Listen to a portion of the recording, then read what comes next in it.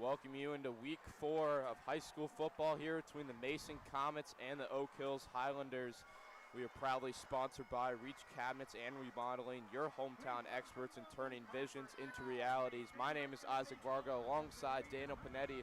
And Daniel, the huge win by the Comets last week against Lakota East. How can the Comets get their second straight win here on the road? You know what they got to do, Isaac? They got to do exactly what they did 7 days ago, especially on offense versus this Oak Hills team. The Comets had a complete 180 of what the season was looking like last week when they put up 40 points against the Lakota East and the Thunderhawks. And the Thunderhawks, a pretty good team to do it against too. And it all started at the quarterback play, Isaac. D'Angelo Birch, the new Comet quarterback, having almost a career game, you could say. 368 yards of offense is what the Comets had. D'Lo Birch over 200 on the ground. The Comets, they're going to need that offense to be showing signs like that again. Yeah, I think obviously D'Lo Birch showed that he is one of the perennial quarterbacks in the GMC this season, but we weren't really sure how he was as an overall player. Obviously at Princeton, he won the GMC 2 years in a row, so we know he's a winner, but we didn't know how he could compete against these really good GMC teams with maybe less talent, you could say, with this Comet team. But he stepped up to the plate last week, but this is another big game. And when we talked about in Comet Sports Talk this week, a big win last week, obviously against Lakota East, but this team has a lot more expectations now, and especially against this Oak Hills team who has underperformed in the GMC so far. They're 0-2. This is a big opportunity. Yeah, and Isaac, we look at this Oak Hills offense. They're led by their junior quarterback, Lincoln Schreiber, number 4. And this offense for the Oak Hills, they're going to be established through the pass game. That's where they like to go. This team only averaging 39.7 yards on the ground, and that's 9th in the GMC compared to the Comets, 180, which is up there for number 1. So you're the Comets. Oak Hills is going to try and take advantage of your weak spot, and that's the Comets secondary. Yeah, I think that's going to be the matchup of the day all day. I think the Comets are going to do a really good job of gaining the backfield. John Hendricks and Juan Bates both haven't had breakout games this season, and Oak Hills front for sure has struggled this season. But look out for the outside. Darren Knotts, he's grown to have a good game. He's had a couple rough weeks in the past. Cordell Ball is going to be the guy he's going to be going against today. The sophomore, 6'2", he's going to be number 1 on the outside, as long as number 14, Aaron McFarland, the 3-star senior transfer from Taylor, is another guy to look out for this Highlanders offense. But again, this Comet team, they're experienced. Alex Brown's out there, one of the best in the GMC to do it. So this is a phenomenal matchup overall. Absolutely. And you talk about Cordell Ball, the receiver, number 1, the sophomore, only a sophomore for Oak Hills. 2 touchdowns here on the young year. One of those was an 80-yard touchdown coming in that first game against Edgewood. So he has that ability to really get loose, make big plays. The Comets are going to have to hold him in check. Oak Hills wins the toss. They elect to give the Comets the ball first. Returning will be Jake Kelling, the sophomore, and Jamian Martin, the junior. Both speedsters for this Comet team. Jake Kelling, really good hands, is the punt returner for this Comet team, and Jamian Martin, probably the fastest kid in the school. So we get set for kickoff. Brecken Hills Skinger is going to get it going. As week 4 in GMC, that ball is going to be out of bounds. The Comets are going to start off well. Here's a kick out of bounds. And Dana, we mentioned D'Lo Birch is obviously the guy to look out for Oak Hills, but who else are you looking for on this Comet offense to have a big step-up game? A lot of people would think you're looking for Brandon Birdsong, the running back for this Comet team, has been having a pretty stellar year so far, but the guys who I'm looking out for is the wide receivers, Jamian Martin and Torian Wiggins, because this Oak Hills defense is so good against the run, coming in first in the GMC against the run. This is a team that's only given up 46 yards on the ground. So the Comets, D'Lo Birch just ran for 200 last year, but the Comets, they got to do something, and I said this on Comet Sports Talk, Isaac, they got to do something that teams don't know they can do, and that's establish their game through the air. The Comets take the field. They'll have it at the 35 to start off. And as we've seen all year long, it'll be Birch and Birdsong in the backfield. Jamian Martin at the bottom of your screen. To start today's day off, Joey Oscar, the center of today's action. He's done a good job so far for this Comet team, one of the most experienced guys under center. Birch motions over. Jamie and Martin take it on the outside. The speedster gets away and free. Jamie and Martin, a big play for the Comets to start. They get it to their speedster and a 12-yard gain. You talked about it, Isaac, one of the fastest kids in the school. He shows it there. It's exactly what the Comets did last week on the first play with Torian Wiggins. It was a jet sweep to the right side, and it worked out just fine. There the Comets get a big first down here on play number 1. Comets hustling to the line. Yeah, as we mentioned, Oak Hills could definitely be tight in the box, could see downfield opportunities. It's Birch. Almost gets Oak Hills to go off sides. He'll be Birdsong to the left side. Another good run for this Comet team. And that's been the main part of the story. In the first game of the season, the Comets were atrocious up front against Springboro. But the next 2 games, this offense has been dominant up front. And that's been mostly the reason why these two have been really good on the running side. Yeah, and Isaac, it starts with the 5 guys up front. It starts with this O-line. You mentioned they didn't look in that week 1 game versus Springboro, but week 2, week 3, it feels like a switch has flipped in this offensive line. Joey Oscar being one of those leaders. You know, there's a lot of guys on this O-line who've had experience. Lennon Aguilar can be, has the potential to be a D1 left tackle with his frame. They've been pulling it together. Birch take it himself. Not a lot going there. About a yard. And before that snap, the Comets had a guy open at the bottom of the screen. It just took a little bit for Oak Hills to get a guy out there. So it's going to be a 3rd and 5. One of the biggest things on the road. The Comets got to execute. Actually, excuse me, it'll be 3rd and 3. Execute on 3rd down.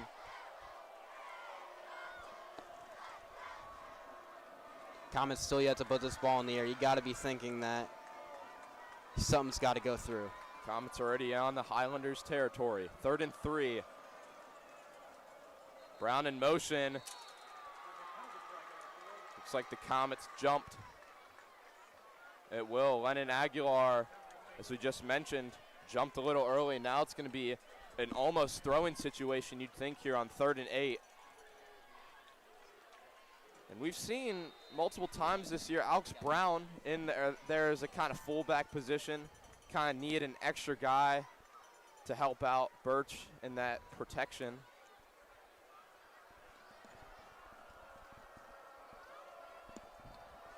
This motion over is Brown. It'll be a rollout to the right for Birch. Birch will let go and has a man. Ooh. First down, Comets. Jamie and Martin does it again. The Comets are inside the 40. I mean, how about that throw from D'Angelo Birch? Puts it right over the head of the strong safety, Anthony Young, number 8. Beautifully placed right into the hands of Jamie and Martin. That's the guy who he's been looking to all season. We've seen a little bit of, Chris Hubbard getting some attempts, but when the Comets need a big play and they need it through the air, they're going to number 10, and it works out right there. Bunch on the left side with Tristan Newhouse and Alex Brown on the left. Jamie Martin again will take it to the left side. He has blockers in front of him. Cuts it back.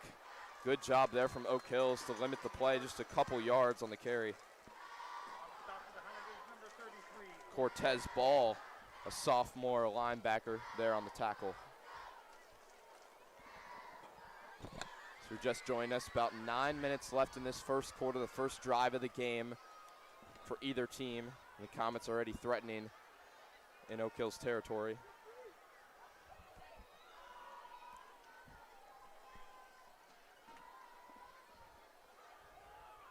This would be a 2nd and 8. Newhouse motioning over the left side. It'll be the fake. Birch will take it himself. And it'll be about a 3rd and short. Another read option play. The Comets are, that's why they're so effective. You can give it to Birdsong, and Birch can run it himself almost as a second running back. 3rd in the GMC in rushing at that. Comets hustle to the line. It'll be a 3rd and short. And the Comets go early again on the left side. Aguilar jumps again, and 2 unforced penalties for this Comet team to get another 3rd and long. Yeah, and the Comets the past couple of weeks, they've been good at kind of limiting these, these penalties that you just kind of knock yourself, in the leg for. These false starts, the count, the defense doesn't. But that time, already on this drive, there's twice that the Comets are putting themselves back. 3rd and 8, 8 minutes left in this first quarter. Comets trying to get back in max field goal range. This would be Birch dropping back to pass. Looks to the left side. Jamie and Martin couldn't haul it in. Good throw there, but tough coverage on the outside by number 22, Miles Cunningham, also a sophomore.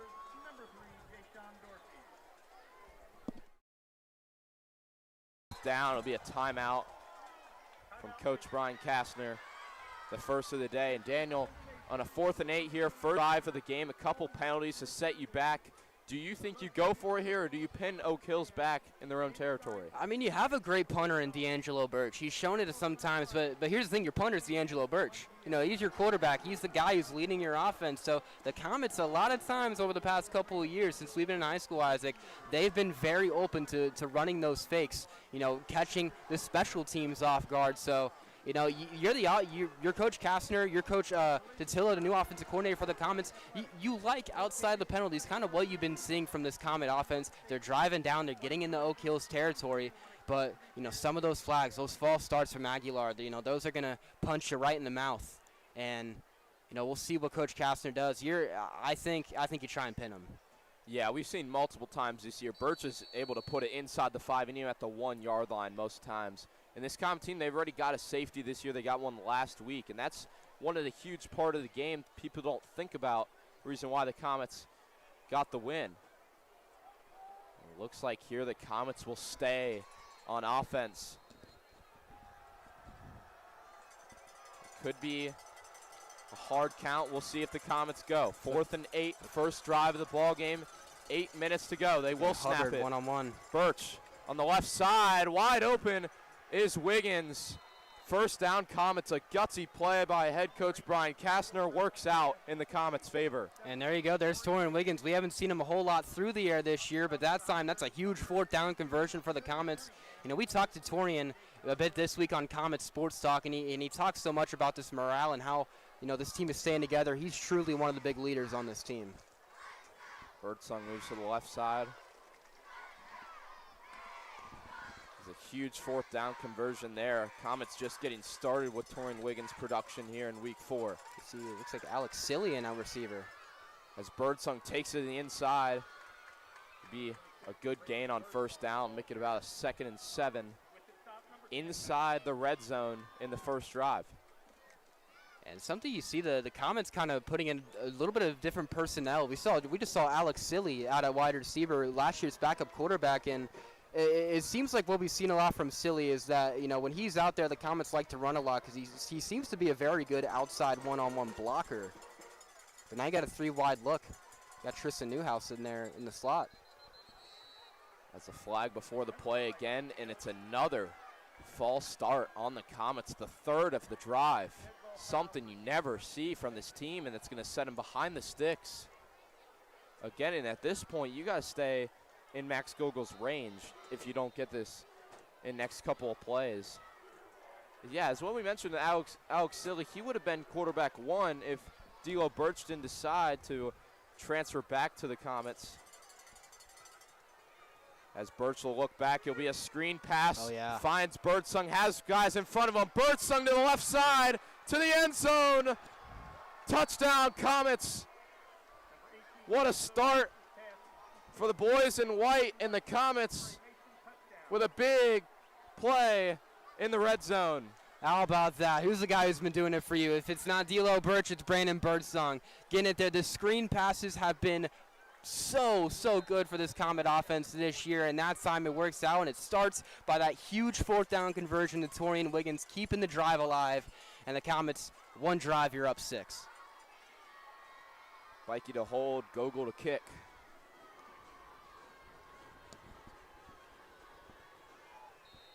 Extra point is good. Comets with a big punch in the first drive of the game. They lead 7-0, but one of the most interesting parts of this game is going to be this Oak Hills team versus this Comet defense, and we'll see that in a couple moments. Just 6:30 left in this first quarter. Yeah, we'll get our first look at this Oak Hills offense, and this is a team that in the past 2 games haven't been able to put up double digits. They put up, 21 in their Week 1 win versus Edgewood, but outside of that, they've been held. They played Lakota East Week 2. That was a 14-7 loss, and You're the Comets. You put up 40. You're facing a team that put up 7. You like your odds in that sort of way. And then last game against Middletown only put up 9. So it's an offense that is having those early season struggles. And the good thing about the Comets is you're having your early season struggles. Here could be a chance to somewhat get right. Yeah, with Lincoln Schreiber, he's had trouble getting the ball out in time. This offensive line has struggled more than any team in the GMC so far. So you would believe early in this game the Comets are willing to gamble and bring more pressure than they do normally. As 3 men back for the Highlanders would be Jay-Sean Dorsey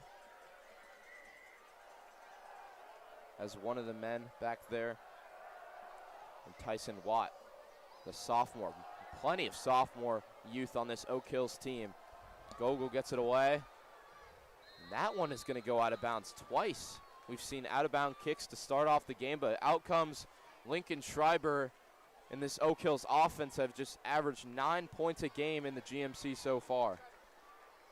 Yeah, this is a team that's just, like I just mentioned, is just trying to find their footing, and they're coming to a Comet defense that has that potential to be so well. And the Comets over the past couple of years, they've been known for their defense. It's kind of been a 180 for this Comet team so far this year. They're 1-2, but their win came off of the backs of their offense and at the quarterback position. So it's not what you're used to seeing if you're a Comet fan, but here's a chance that you hope that the Comets are kind of able to figure it out today. This is a team, Mason, though, that's given up 250 yards through the air per game, and that's worse than the GMC, Isaac. And that comes when you allow teams like Lakota East to throw for 350 against you. So we'll see what Coach McCullough and this Comet team is going to be able to figure out once this Oak Hills offense comes out. Yeah, Oak Hills elects to have the Comets kick it again back in their own territory. Maybe because of that offensive struggle, maybe get them ahead of the 25, 35-yard line that you would normally have it at. Gogol kicking it away. He's been a very reliable kicker for this Comet team. 3rd-year starter at the position, also a soccer star.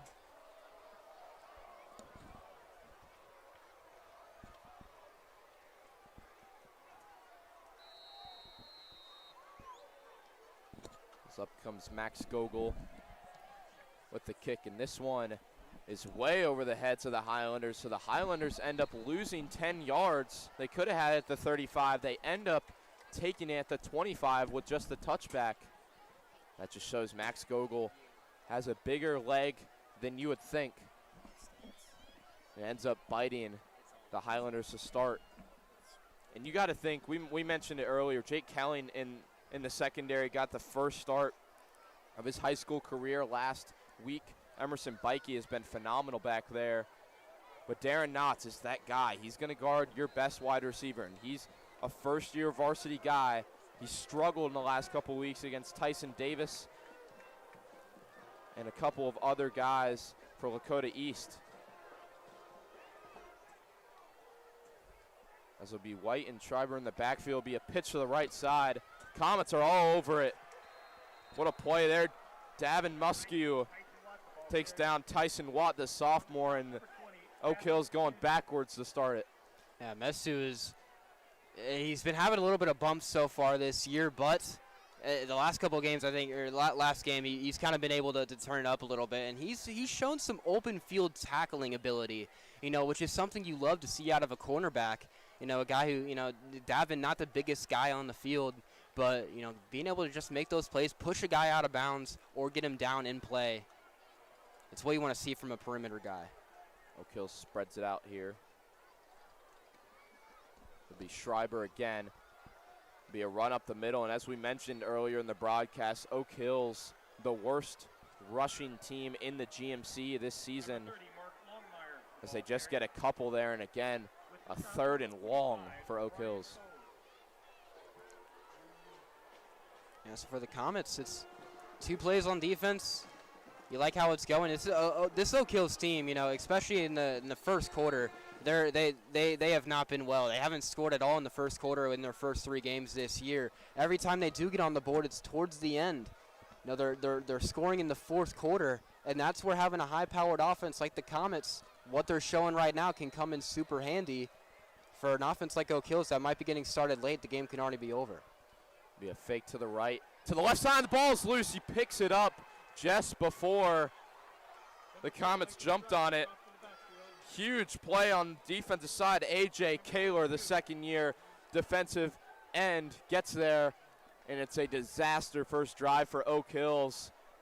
And they'll have it pinned back in their own end zone. We've said A.J. Kaler's name a lot so far this year, Isaac, and for good reason. The kid's only a sophomore, had a sack and 1.5 tackles for loss in that first game versus Springboro, but something A.J. just has is he has some quick hands. He's able to get in there and just disrupt, when Schreiber's going to try and bring the ball up, he's flying over there. And it makes a big sack there on third. Punt here almost blocked. Jake Kelly to return. Has it to the outside. Jake Kelly with a big hole to the left side, and the Comets will have it inside the 20. And that helps this offense that has been lights out the last couple of weeks with a short field, almost already in field goal range with 4:30 left in this first quarter. The ball's going to start on the 17. And also something to mention, crazy enough, the first passing touchdown of the season for D'Lo Birch came right there on that screen pass. And funny enough, Isaac, it's going to his running back. And Brandon Birdsong, he's been having such a good year on the ground, but he's also having such a good year, passing or catching-wise. He leads this Comet team in receiving. He's a guy who's been stepping up huge so far this year. Birch will take it again to the right side. It's a good gain, about 4 or 5. Highlanders have nothing for this dual quarterback and running back threat in the backfield so far. Yeah, and Coach McCullough, even though it was on the defensive side on Comet Sports Talk Week 2, he said team's biggest improvements are Week 1 to 2. And we saw so many glimpses of that, Isaac, versus Lakota West, one of the best teams in this area. Be a handoff to Birdsong, fighting his way, still going, and it's going to be a first down. Credit to the offensive line and the fight from Birdsong. And Daniel, what a player the Comets have in Brandon Birdsong. He was kind of the second guy last year at the running back position to Temi Adesanya, but what a star the Comets have found in the junior. Yeah, and it's been such a shift for running backs. Temi Adesanya last year was no Brandon Birdsong. He was that big power back. You needed those yards. Adesanya was going to give you those yards. But Brandon Birdsong, he has that elusiveness. He has that get away from you kind of feel. The snap is not a good one. Comets able to jump on it just in time to the 25-yard line. And another miscue again for this Comet team. As we mentioned, 2 holding calls in the first possession. The Comets ended up getting in the end zone. But again here, a bad snap. Yeah, and with Joey Oscar there at center, the Comets, they've not had that this year. Joey Oscar's a 4-year guy here on varsity. Not all that time's been at center, but that's a rarity. Birch looks to the left. Will find Birdsong. Birdsong fighting for yards. He'll get just about those yards back. The Comets got inside the 10-yard line, so it's third into the end zone here. Third and about, I could say 16 almost. So really, I think here you either take a shot or you take a run trying to get in the middle of the field for Gogol. And Isaac, look who's going to the bottom of your screen.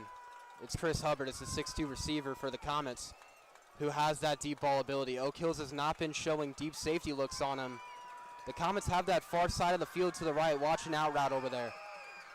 Birdsong dropping back, pressure in his face. Can get out of any situation to the right side.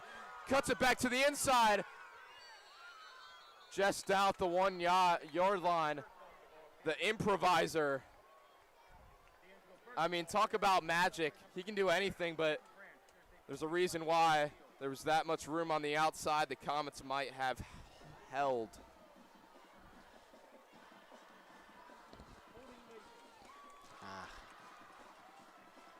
As again, the 4th holding call. And the 4th call against the Comets. A couple of them were before the snap. But this offensive line, as we mentioned, first week really good First week, not so good. Second and third weeks, really good.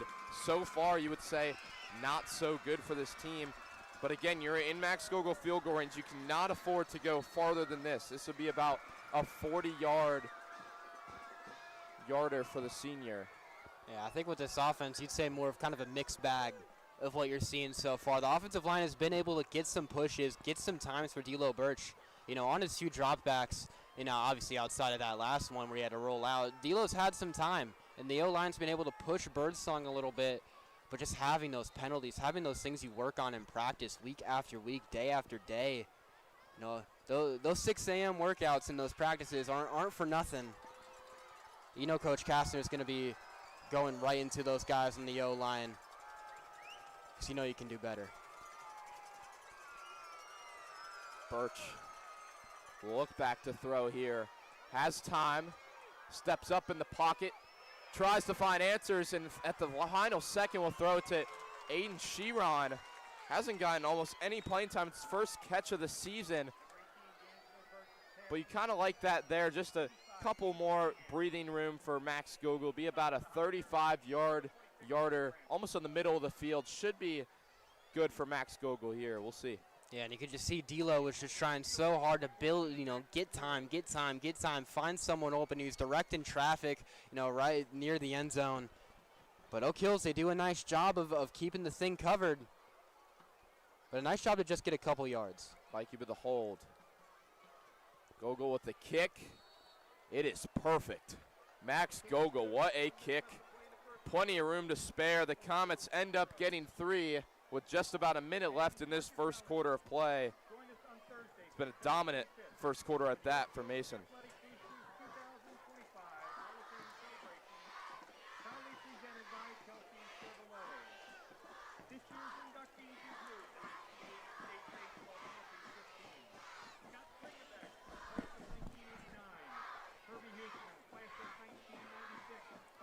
Just about a minute left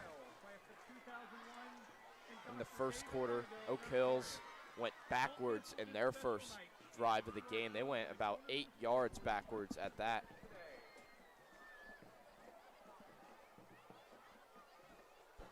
And we'll see the Comet defense. I mean, Isaac just had one of their best holds kind of of the year. You could say a drive if you want. You know, we saw the beginning of the game versus Lakota West, a nice way to put it, when they held Lakota West to that 3-and-out. But after that 3-and-out on that first drive, they kind of let up. They let Lakota West, you know, be able to establish their offense. And now here's where you see that what you've been working on, what, you know, the film is saying that you're doing good on the first drive. But this isn't a football game of one drive. It's a football game of 4 quarters. Yeah, and as you kind of mentioned, coming off that big win against Lakota East, you would think this Comet team can turn into cruise control a little bit with this dominant start of the game. That's just what you can't have. Any team in the GMC can come and beat you on any Friday night, especially we have youth night here at Oak Hills High School. A lot of people in attendance, almost all the families you'll see around the area in attendance. So you don't want to get the crowd not on your side. You got a minute left in this first quarter. White in the backfield with Schreiber. We saw the Comets generating a lot of pressure last drive. It ended with that A.J. Kaler kind of strip sack. Yet I think the Comets are going to run right back with it. Handoff up the middle, going nowhere. I think John Hendricks is saying the Comets might have it. The Comets, I think they came up with it. Yeah, I think it might have been loose, and then it looks like they got it down. back. The Comets doing a great job up the middle. As you mentioned, John Hendricks, Juan Bates, couple D1 promising guys, haven't had breakout games. Looking to have that here against Oak Hills. Might be the last play of the quarter. Be a drop back and a slant wide open is Brady Corman. Two-sport athlete, plays baseball as well. Moved the chains for the first time for the Highlanders. And I'm surprised we haven't seen the Highlanders go more to the air here early. The Comet team, who we mentioned at the beginning of the broadcast, has struggled a bit giving up those passes. And I think, those runs there on the first couple of downs are kind of putting in your mind, if you're Mason, that they're going to try and establish the run game, even though it hasn't been so promising for Oak Hills this year. As that'll end the first quarter here at Oak Hills High School. As we head into a break, a quick shout out to tonight's sponsor, Reach Cabinets and Remodeling. From kitchens to custom cabinetry, they bring expert craftsmanship and hometown pride to every project. Just like our Mason Comets, they know how to deliver results. We'll be back with second quarter action right after the break.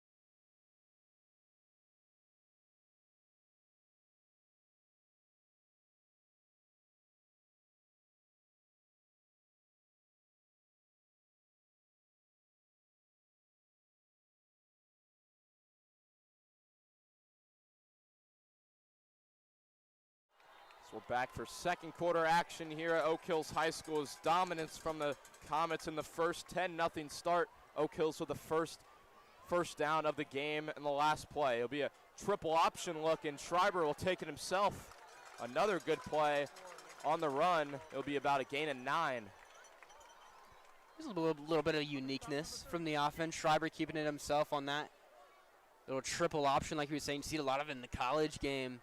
And Oak Hills, they're kind of pulling out a little bit of different looks here in the playbook, and it's working. It's two straight nice gains for Oak Hills. They had that nice slant. You had that triple option. Keep the Comets on their feet. White in the backfield with Schreiber. It'll be White, and that is stuffed. At the line, Alex Brown, the senior captain, all over it. Alex Brown, Dave Hutton, Juan Bates, that entirety of this front seven. I mean, going into this year, Isaac, we knew the front seven could have the chance to be, one of the best, not just very good on this team, but one of the best in the conference. And it took a little bit. It took some quarters. It took maybe 2 games. But now I think we're seeing that dominance. Alex Brown has been so good all year. We're waiting on that big game from Juan Bates, John Hendricks. A.J. Kaler has shown flashes. I think by week 8, it's going to be one of the best in the conference. As Schreiber look back to pass again, has a man. First down, Highlanders. It'll be Braden McEar on the left side. Cameron Simmons was on the coverage, a linebacker on the coverage. Not something you see from this Comet team. They normally like to go corner on wide receiver, traditional style. But Oak Hills exploits that there. Yeah, that time he just beats Davin Mesu. 2 slants, that's what's been the culprit for the little air game that Oak Hills has been having. Got to think you want to keep your linebackers inside a bit more. Another run up the middle. Alex Brown and company there for another tackle. Will be about a gain of 2. And we saw a long first drive of the game from this Mason team. They ended up getting 6 with it. And this Oak Hills team, they had a quick 3-and-out drive, and it's been all Comets in the possession game. But so far, we can see if this Oak Hills team decides to run the clock a little bit of their own. They've had a good drive. They're already in Mason territory. 2nd and 7 here. Schreiber. Oh my. John Hendricks. Oh my. Got the ball before the running back got it. He's fired up. That's a bad man. John Hendricks getting there, almost unblocked. He almost took the handoff from Schreiber back there in the backfield, and that's what gets you so pumped up. Our director over here, Trevor Rose, he's absolutely loving it. I mean, John Hendricks, he's shown all those flashes. First team GMC last year. A guy who can be such a vital guy for this Comet defense, and right there, untouched, blowing up a play. 3rd and long. Highlanders haven't passed too much today. White will move in motion. It's going to be another false start. Oak Hills is going to move behind the sticks, it's going to be an even longer third down now for this team that's been struggling so much in the passing game.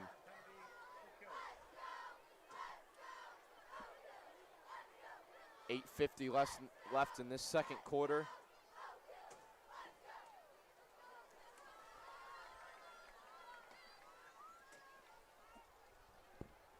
So far, haven't seen any action from Aaron McFarland. He's kind of the main guy to look for this Oak Hills team. A 3-star transfer from Taylor. He's a senior. Haven't even seen him on the field. Wonder if there's any injury problems there. Schreiber with White again, the backfield. They'll look deep. Back in the backfield. The ball is loose, and Juan Bates almost picks it up. Oak Hills will pick it up in retained possession, but nonetheless, in the backfield, the Comets were there. Guess who? A.J. Kaler, 2 forced fumbles so far today. Yeah, you saw Kaler flying off that right side, and Basie was right there to pick it up, hitting himself on the helmet after that with a big chance to create a turnover.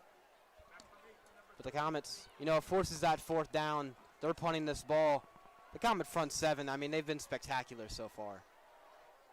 Yeah, and off to punt it is probably the best player on this Oak Hills team, the linebacker, Max Rhodes. Haven't even talked about him all day. The Comets have done a good job. High snap. Lets it go. Kellen will pick it up at about the 25, and it'll be only a 5-yard return. 7:50 left in the quarter. Comets will have it at the 30-yard line. Dan, don't you think with all the momentum, the crowd is out of it here on youth night here at Oak Hills, you got to think this is the time to take a shot. And you've tried to have Birch and Jamie and Martin connect all year, and this is the time it feels like for those two to get it going. And Isaac, haven't they had so many plays downfield where it's just there's a step, there's right there. So many times. It was against Lakota West. I think there was a play against Lakota East where there was a deep ball like that. They're right there, and that's again those early season kind of mishaps that you'll have. A Birch, Jamie and Martin, he wasn't getting those huge deep shots last year with Ashton Schaaf. D'Lo Birch having that stronger arm. Motion to the left side. Birch will take it himself. Oak Hills did a good job blowing that up. Max Rhodes in there on the sole tackle. As Sun not a problem tonight. It's just behind us. Actually, Sun's already set here at 7:30. A couple problems we've seen at Mason High School, but Oak Hill's done a good job in the past and today with limiting that sun for these athletes. And how about us up here? So we got a canopy up here above the press box. Birch fakes to the left, will throw to the right and be Brown with the one hand. Goes to the 45-yard line. Folks, that is a linebacker helping his team out and grabbing it with one hand. I mean, Alex Brown, do it both ways if you want to, man. Have that nice catch. Looks like a flag came out. This is going to come back for holding. But Isaac, he reels it in with one hand. He trucks over Jason Dorsey, number 3, the corner for Oak Hills. And we saw Alex Brown last week. He had a huge play like that. It was busted coverage on a short gainage situation versus Lakota East that led to a Comet touchdown. They've been getting him involved more on the offensive side, and kind of similar to what Oak Hills has done with Max Rhodes, having him, especially last year, playing such a big part on the offense while being one of the defense's best players. Yeah, if anything, that's something Alex Brown can put on the huddle. Maybe you'll get an edit. Maybe ONH Media will put you in the edit for this Comet media team. So it's a throw way downfield. Only person in the area is an Oak Hills defender. Jason Dorsey was there. Chris Hubbard was the intended target. As Birch got hit while he was throwing, might have got a hand to the face. But the refs keep the flag in the back pocket. It'll be a 3rd and 18 here at the 20-yard line, and this is the part of the game. Oak Hills student section rocking a red out today. They're hoping to get a little bit of momentum for their team. 3rd and long. Birch will look back to pass. Scanning the field, look to the right. Look back again, has a man, it's caught. Tristan Newhouse. Again, a fullback goes up and gets it. And what a catch from the kid, the senior. My goodness. On top of 22 Miles Cunningham, I mean, how about the big guys doing it? Alex Brown, you know, we haven't seen much of Tristan Newhouse on the offense. We've seen him be a nice blocker, but there D'Lo Birch just says, go up and get it. Birdsong on the right side, using his speed, cuts it back, almost gets it there, but again, a flag on the field. The Comets have held again. I mean, the O-line problems just keep on popping up and popping up. We saw, Isaac, 3 flags on the first drive. There's the call. Be a holding, so bringing them back. You know, the Comets, they were penalized about 8 times versus Lakota East last week. And, you know, you don't want to have those calls, but just having all these on the offensive line, things that you can prevent, things that you haven't seen a whole lot from Mason so far this year. So you wonder, you know, what's making the difference? Yeah, 8 last week, 6 this week already. McBarry in the backfield with Birch, his first time today. He'll take it to the right side. Speedster can't get it to the outside. It'll be a 2nd and long again. You got to think the Comets could go back to that screen pass they've been all reliable with, or you just let Birch go back there. The pass protection for this offensive line has been good. So Birch can improvise. We've seen it all the time, running and passing. So you would think this is a passing situation for sure. Only 5:30 left in the half. It's been a quick half. Comets lead 10-0. No points in this quarter. Birch, McBarry still in the backfield. Brown to his left. It'll be a play action. Has Chris Hubbard wide open on the bottom of your screen. Chris Hubbard will get just back to the sticks. Be about a 3rd and 8 now for the Comets, but a lot more manageable. And there's just another example of D'Lo Birch having time to throw. And there's been times, you know, we saw the interception versus Lakota West where Birch held it a little too long on that out route to Chris Hubbard versus West. It was to Jamian Martin. But there he gets it out a little bit quicker. You want to hit him on that step once he starts going outside, not once he is outside and looking at you. There's a nice little connection between number 18 and 82. Birdsong on the right side, looking to pass on the run. Has the man, quarterback to quarterback, Alex Silly on the right side with a catch and a 1st down. And we mentioned him earlier today, Isaac.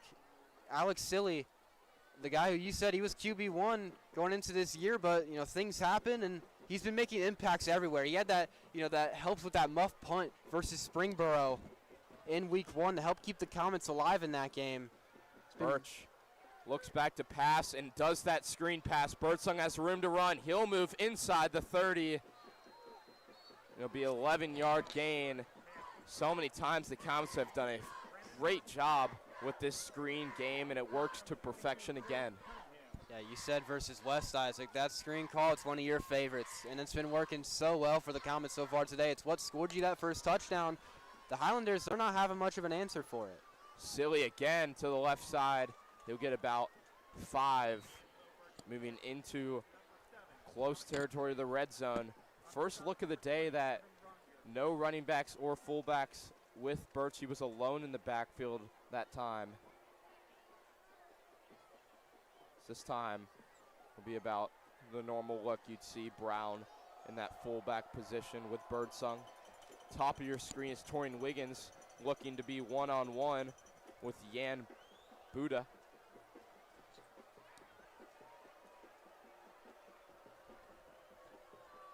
I think this is such a big chance for the Comets. Go up 3 possessions.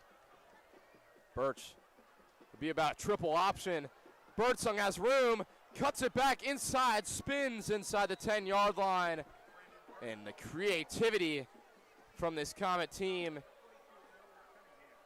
and the creativity from the new offensive coordinator, Coach DeTillo, moving from Sycamore as the head guy to this offensive coordinator shows he's willing to move to different things. 3 minutes left. The Comets are using their time wisely inside the 10-yard line.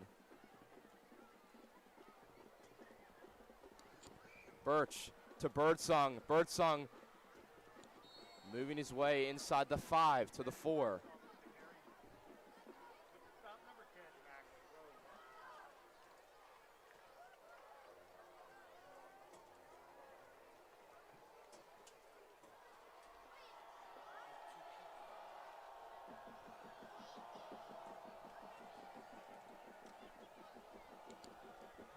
Right into the middle of this Oak Hills student section. Birch tries to operate. 2 men in the front. It'll be a fake to nobody, but Birch will take it himself, and he does it again. Birch with 4 rushing touchdowns last week. He gets on the board this week with one of his own. It's 16-0 Comets in the first half. I mean, D'Lo Birch, when you're just a couple yards from the end zone, who else is getting in? It was kind of a busted play, it looked like, Isaac. You know, I don't think that was a fake. I think D'Lo just went to the other side of Birdsong for a handoff. He says, oh, crap, that's not what it was supposed to be, but I'll just, take it the couple yards, run straight in, and give the Comets an even more comfortable lead. Dominance from the Mason Comets, almost looking like last week. This team is scary on both sides of the ball. When was the last time we could say that? Just about 2 minutes left.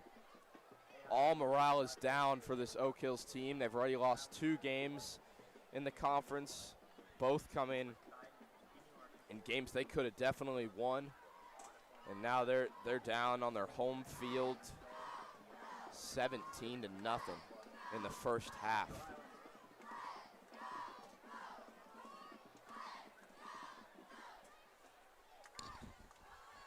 I mean, Isaac, 2 minutes, 12 seconds left to go here in the second. You're ecstatic with what you're seeing with this Comet team so far. The defense is making stops. The offense, you don't need those explosive plays. When you have an offense that can establish themselves, take it play by play, right down the field, and score it. I mean, you're up 3 possessions. You're going into halftime. This is such a different team from what we saw week 1. Versus Springboro, where, the team just didn't look like they had it all together. And that's what happens on week 1s. That's why, after a week 1 game, you don't really take a whole lot from it, because you're like, this is still a team trying to figure themselves out, and the Comets, they're seeming to figure it out. Comets struggling to take down Max Rhodes. Will to the 35. Oak Hills have to have a couple big plays to get in field goal range. Just 2 minutes left in this first half. Yeah, when was the last time we could say this Comet defense and offense have both operated on a very high level? And just looking down at this Oak Hills team, everybody's heads down. And looking over the other side, everybody's heads up. I mean, obviously, you're up 17-0. You just had one of the biggest wins in the last couple of years last week. But it's only the first half. So far, again, Aaron McFarland in there to the left side of your screen. Haven't seen him at all today.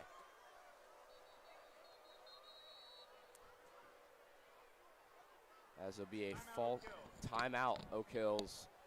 It'll be the first for Oak Hills. Comets called a timeout earlier in the first quarter. Just talking things over. Daniel, if you're Oak Hills here, obviously the offense has been a problem the last three weeks of the season. What do you do to just even get on the board with a field goal in these 2 minutes? I don't think you want to push anything downfield in a spot like this, Isaac, because, the Comets, they have a secondary. They have a secondary who, has shown flashes. Emerson Bikey had a big interception week 1 versus Springboro, and Cameron Simmons last week was able to get one for the Comets. So you don't want to give Mason anything. You don't want to give them the ball back. That's the big thing. But, maybe some short passes. The slants have been working on the offensive side. Unless you really like your matchup, I don't think you're sending up a prayer. Schreiber with White in the backfield. White hasn't gotten anything going so far. It'll be a fake And toss to the right side. McFarland with his first touch of the game. He'll be 10 yards in the biggest play for Oak Hills of the day. Yeah, and there's that option again. It's been the slants and the option what have been seeming to give Oak Hills some bit of movement on offense. And you're thinking you go into halftime, you're Mason. That's something that you're really going to pound on the whiteboard. If you're Coach McCullough and Coach Kastner, is this is what's beating us. And the good thing for the Comet defense is there's not a lot that's beating you.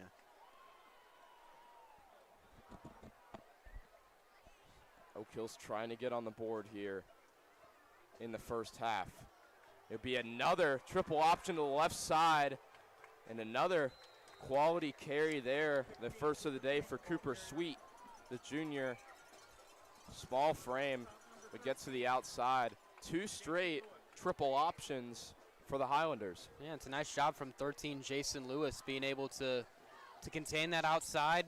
It's hard to really break inside when you're on outside of those numbers, but nice job getting the open field tackle. We've seen Jason Lewis have a lot of big plays, a lot of just nice technical plays on defense over the season. Sharp looks to throw deep, and it will be Sweet. 2 in a row. Bikey takes him down, but not until Oak Hills gets inside the 30. Moving with pace, 2 timeouts, 52 seconds remaining in the half. Oak Hills showing some life. Schreiber with the dart there. So get quick to the line, 40 seconds left in the half. Schreiber will look back to throw.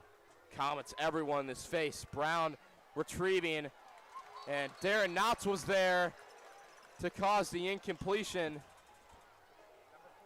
Brady Corman was the intended target.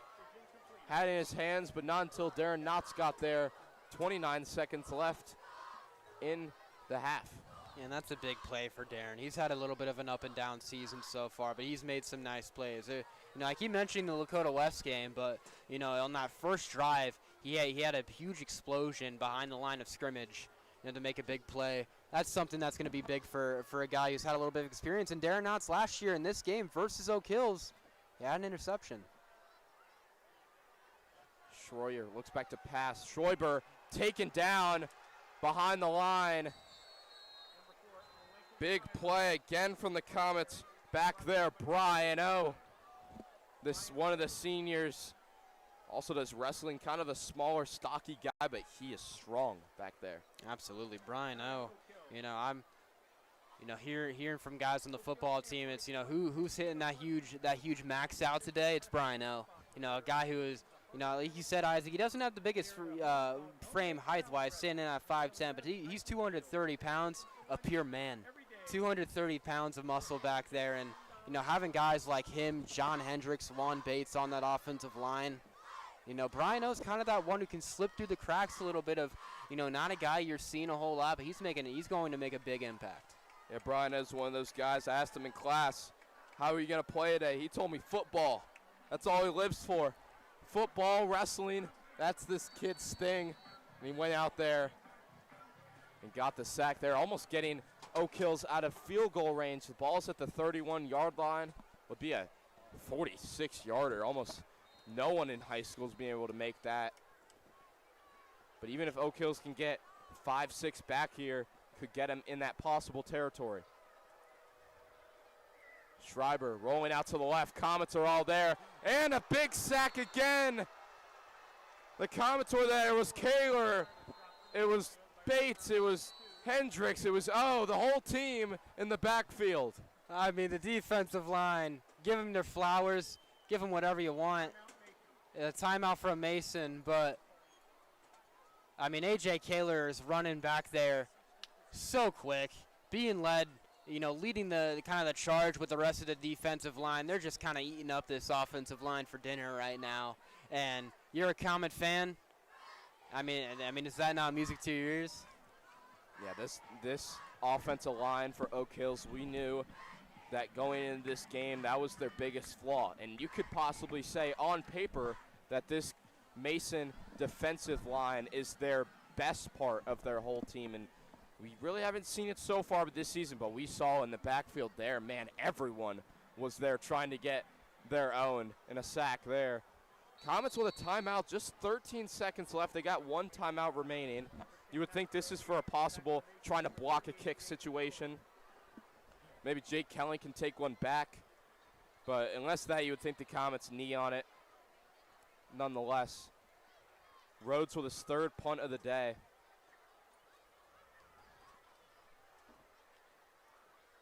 Everyone there, but the punt is good. A good fake there from Kelly. A good punt, but the Highlanders can't get there in time. The Comets will have it at the 20.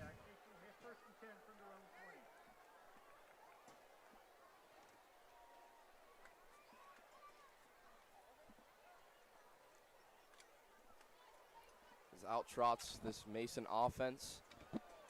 Has been one of the best we've seen in years. About 4 seconds left. You'd think just a knee for sure here, just with how this first half has played out. Com's looking to go 2-1 in the GMC. And it will be. Birch will take a knee, and that will be the end of the first half. The Comets with a 17-0 lead here at Oak Hills High School. We want to give another shout out to our sponsors. It's brought to you by Reach Cabinets and Remodeling. Quality you can trust, craftsmanship you can see. Visit them at reachcabinets.com. We'll be back with second half action shortly here after a quick break. Comets lead 17-0.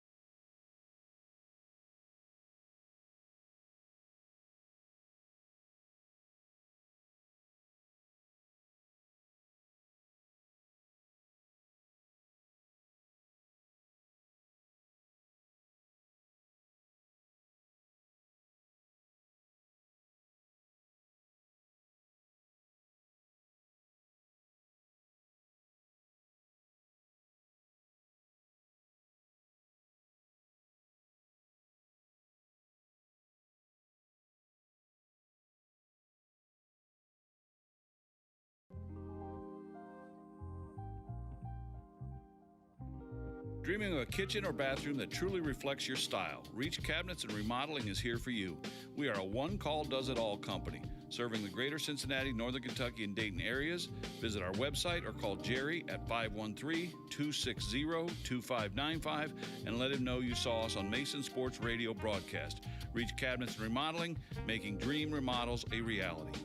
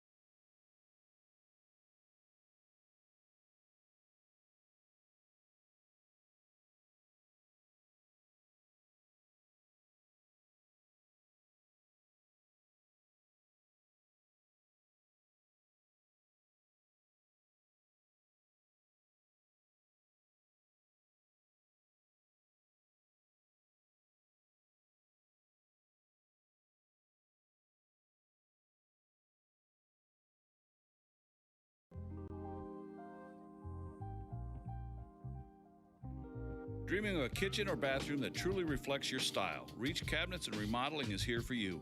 We are a one-call does-it-all company, serving the greater Cincinnati, Northern Kentucky, and Dayton areas. Visit our website or call Jerry at 513-260-2595 and let him know you saw us on Mason Sports Radio broadcast. Reach Cabinets and Remodeling, making dream remodels a reality.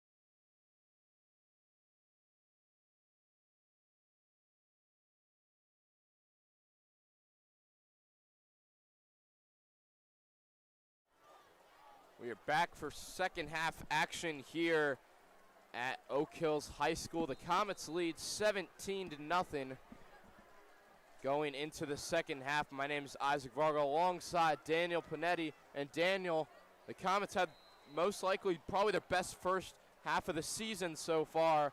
What do you see out of this team, and how can they keep it going in the second half? You saw a team who's playing together. You saw a team that's on the same page, playing as one offensively and defensively. On the offensive side, it's what we saw last week. It's the D'Lo, Birch, Brandon Birdsong, the whole offense show. Outside of a couple, bad penalties on the offensive line, and outside of those penalties, they've been having a solid game.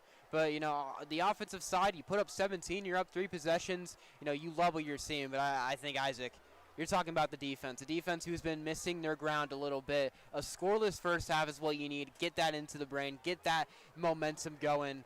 And, have a great second half, because this defense, they're showing that they're playing well.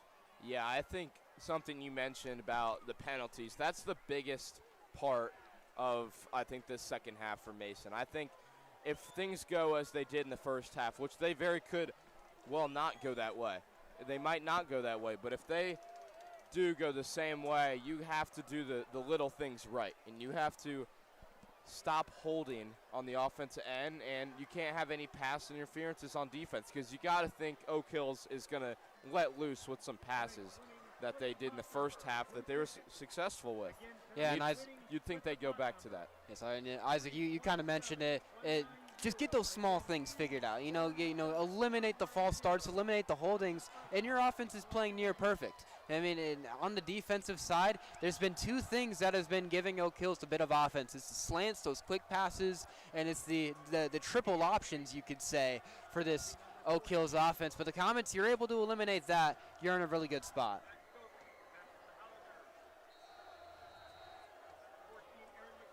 As we get set for second half action. Gogol to kick it off.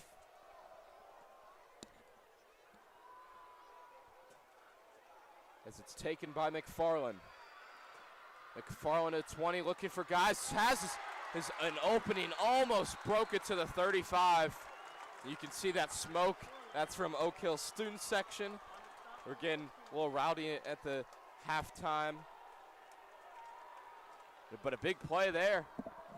Yeah, and there's a little bit of a shock to the heart for Oak Hills, and bringing this offense back on the field here in the first drive of the second half. It wasn't the first half you wanted, by any means. You were able to move the ball a tad bit on the offensive side, but you couldn't get any drives together. You couldn't get, the Comets put up against their end zone. And here, you have the break to go after it. The Comets likely talking at halftime, eliminate those 2 things. We'll see if there's any more from Oak Hills. Another triple option. How many times have we seen it? McFarland reaching the ball over, but stepped out early.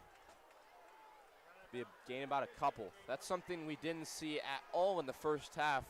Oak Hills star Aaron McFarland transfer from Taylor, the 3-star, didn't really get any action at all. And to see them go first play with him in the jet sweep, we saw a little bit that the Mason Comets did it with Torian Wiggins. Something you have to do with your star players. Oak Hills with about a 2nd and 7 for Schreiber. Schreiber decides to keep it, and it's blown up. A.J. Kaler again in the backfield. He's done it all day long. And it's 3rd and long. I mean, how many times today have we said the name A.J. Kaler? Have we pointed to number 32? And Alex Brown right behind him as well. The sophomore who we saw so many flashes of his freshman year last year, he's making such a big impact. And like I just said, Isaac, he's a sophomore. He's the guy the Comets are going to have for a couple years. This is a guy who, could have potentially first-team GMC honors in his name very soon. 3rd down and long. Schreiber looking to throw, and a rare drop from the sophomore, Cordell Ball. He's complaining maybe a face mask from Darren Knotts, but nonetheless, it's going to be a early punt, and the same that we saw in the first half from this Oak Hills offense.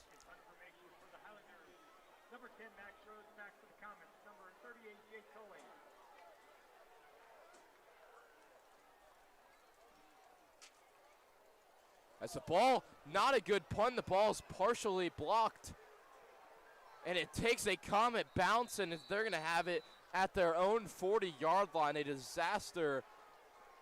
Max Rhodes, another one of those guys, maybe the most talented player on Oak Hill's team, had trouble with the snap. And lucky that the Comets didn't get all the way on it. They only got the tip of the ball. But 11 minutes left in the third quarter. Comets already have it inside Oak Hill's territory. Here's a perfect starting point for your first drive of the second half. You're already up 3 possessions, 17-0. You're able to keep this on going, try and deflate the student section of Oak Hills a little bit. You like what you've been seeing from this offensive D-Lo and Brandon Birdsong so far today. That's going to be Silly. Silly will look to throw, but instead he'll just drop down. A trick play there from the Comets. And I don't hate it because we talked about it many times. Silly looking to be the quarterback next year for this team. He's only a junior, with Birch, becoming the guy. Interesting play there on the first play. And Isaac, we saw Chris Hubbard running right downfield. And I think that's what the Comets were trying to dial up there. It was a ghost shot. But a nice shot from the Oak Hills defense to keep him inside the numbers, keep him inside the hashes. 2nd and 16.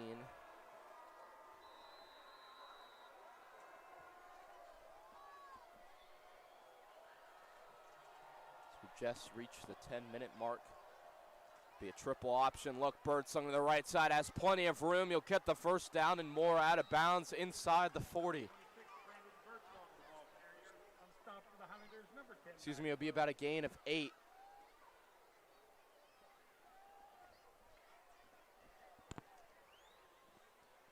So get back to where the drive had started with third down. You got to think you're the Comets. Haven't seen D'Lo put in the air so far. Here's his first one. Looks to throw there. Just a broken play. You'll have to throw it out of bounds. And with such a promising drive, ends in nothing for Mason. And a 4th and 9. We saw it in the first half. Coach Brian Kastner went for it on 4th and 8. This time, looks like he's going to bring on the punt unit. And he will. Birch is going to be back there about the 50-yard line.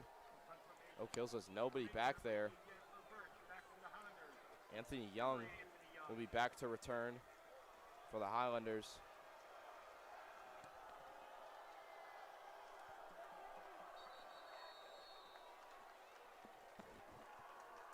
Birch will call a timeout. Comets didn't have the look they wanted. And Coach Kastner doesn't like the timeout call. As obviously Birch has a boot on him, and you can take the 5-yard penalty, you would think, with even the delay of game if you don't like where you are. But a timeout there, if Oak Hills can rattle themselves back in this game, that timeout could come back and haunt the Comets. Reason why Coach Kastner's mad, and you can see why.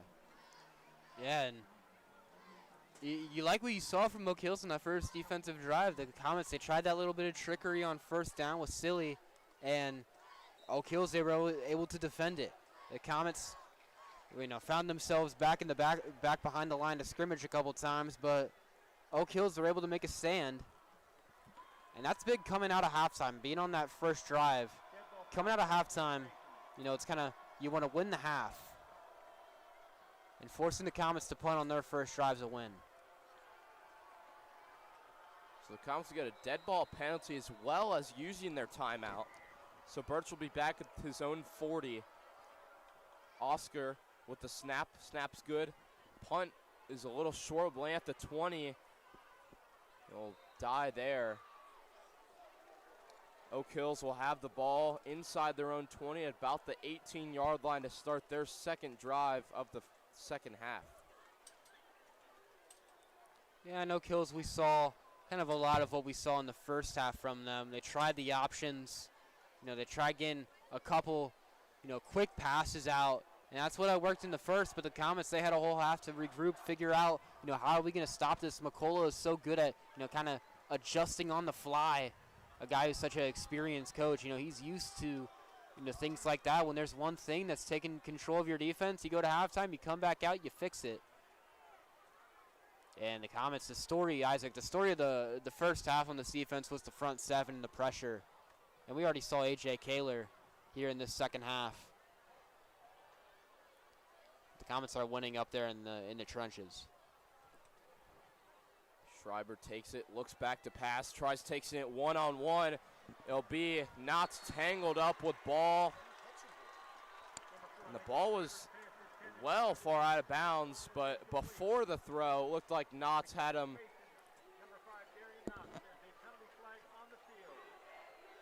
And that's one of the errors that we talked about that this Mason team has to clean up, because you got Hamilton next week on the road. That's a tough game, and then Princeton at home, which that's going to be the biggest game of the season, you would think, if the Comets can take down Oak Hills and Hamilton. Yeah, that Princeton game, that's the homecoming game for the Comets, so you know that the stadium, Dwyer Field, that's going to be packed. Always one of the most look forward to games of the year, but you're able to go 1-0 each week. That's something, Coach Casta talks about, and Torian Wiggins talked a lot on Comet Sports Talk. Go 1-0. It's week 4, go 1-0. Week 5, go 1-0. And then you find yourselves competing for big moments. Schreiber with White in the backfield. This time he'll give it to White. White with a little bit of running room. Number 30, Mark Longmire, the ball carrier. With the stop, number 19. And something with this Oak Hills offense, throughout the season, they've been kind of, trying out different running backs. It's Will White, who we've seen a lot today, but, Emmett Johnson, Evans, number 32, they've been both getting a lot of carries. So Oak Hills, they've been going with White a lot today, but it's been a stacked personnel out in the backfield. That's 2nd down and 5, just about 9 minutes left in this third quarter. It'll be Schreiber taking it himself, has a lot of room to run, takes it into the 50-yard line, and a biggest play of the day for the Highlanders, takes them inside Comet territory, tackled by number 7, Killens.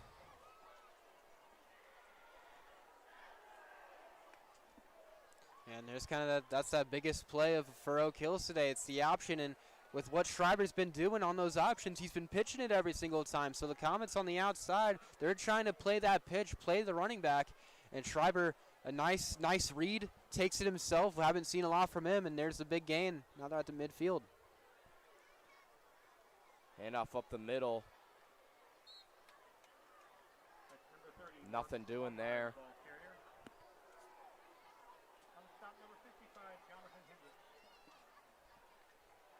Hendricks there on the tackle, just about a 1-yard game. A lot of time left in the game, but just 8 minutes left. And Oak Hill's not looking to throw too much. The one shot they took against Mason, they got a pass interference, and they did it multiple times against Middletown, especially with ball. You'll see in the bottom of the screen, McFarland. He'll move in the slot right there at the logo. Schreiber will look back to pass, has room and time to the right side. Will duck and run it to the right. Brown with the tackle. But that might be the most time we've seen all day for Schreiber. It was a good pancake on the right side by the O-line. Yeah, John Hendricks and Juan Bates are screaming at the ref for a flag on a hold. John Hendricks kind of, bulldozed over, I think that was the right guard, and got taken down. So he was looking for a hold and not going to get it. And so far, Isaac, this is the best drive that we've seen from Oak Hills today. Taking to the right side, ducks down, but it's wrapped up by the Comets, and he's going to be just a little bit short. Nice tackle there from Jake Kelling. Small guy, but really, he's gritty back there in the secondary.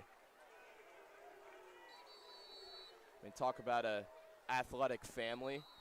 Older brother going to, was an Ohio State guy, but transferred his sophomore season, so we see how he does this year. Part of that big state championship baseball run. Absolutely. But Jake his Kelly, brother. a good athlete himself. Obviously, last year as a freshman, he played all 3 sports. He played football, basketball, and baseball. Baseball's kind of his main thing, but football, he's showing he can do it as well. It'll be under center. They'll go for it, and it'll be just enough for the first down. It seems. Got a helmet flying off. Number 10, Max Rhodes getting the carry, and they will give him the first down. Oak Hills with the marathon of the drive continues. And number 32, A.J. Torres.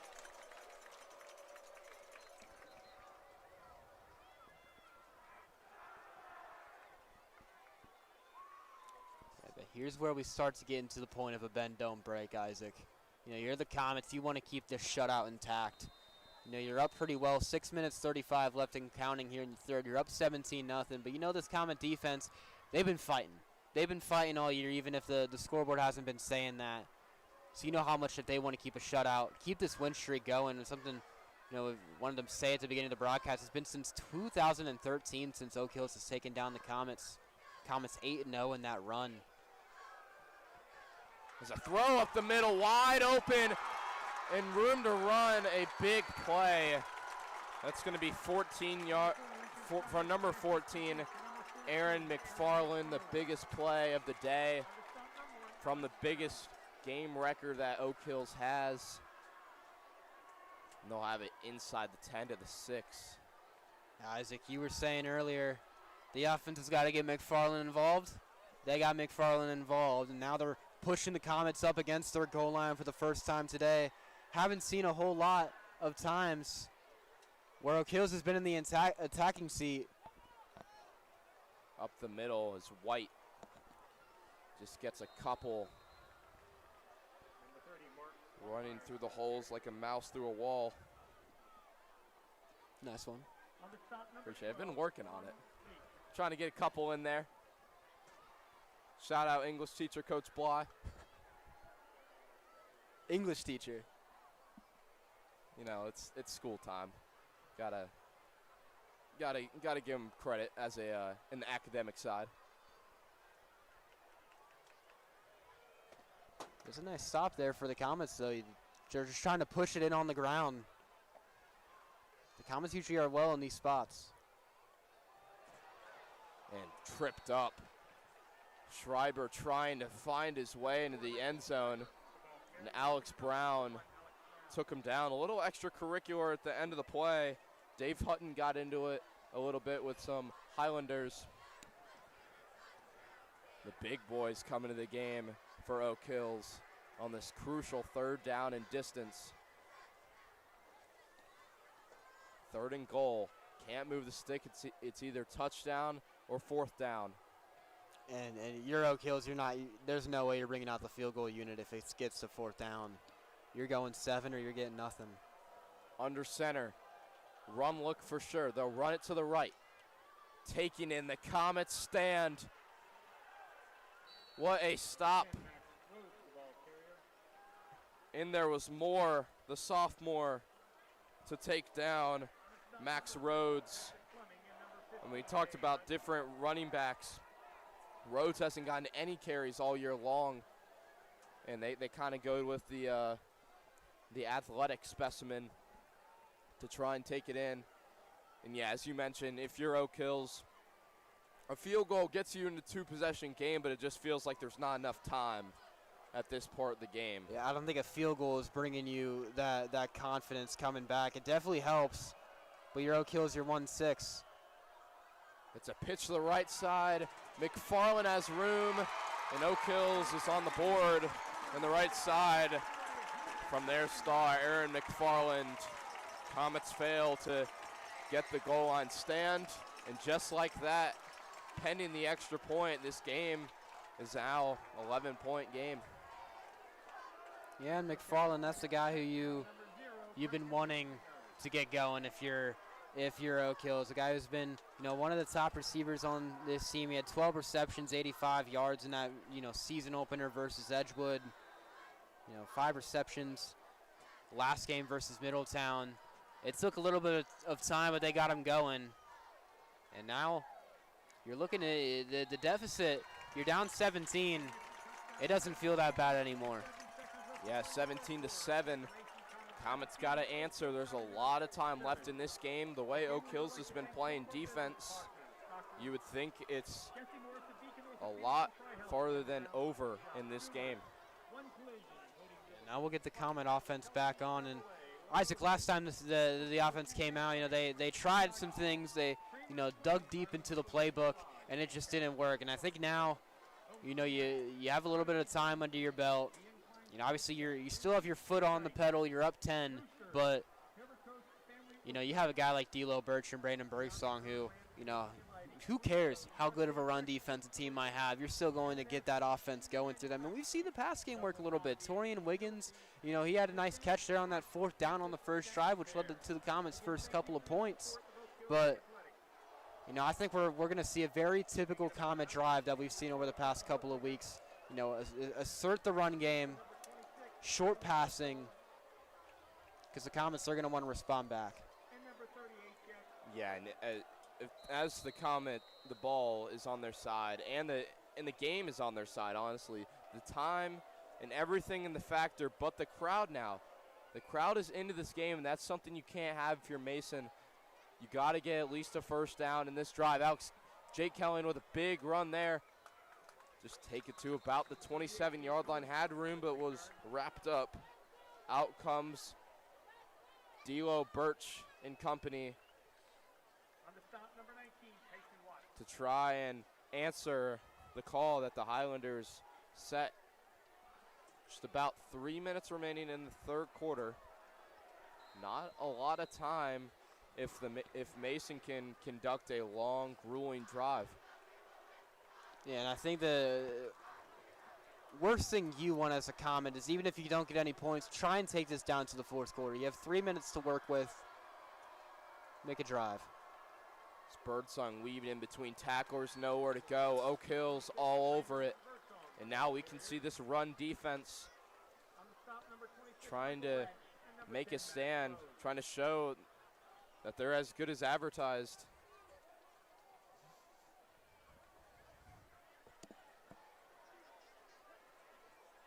Second and 9 for the Comets. It's been lights out for this Mason team in the second half.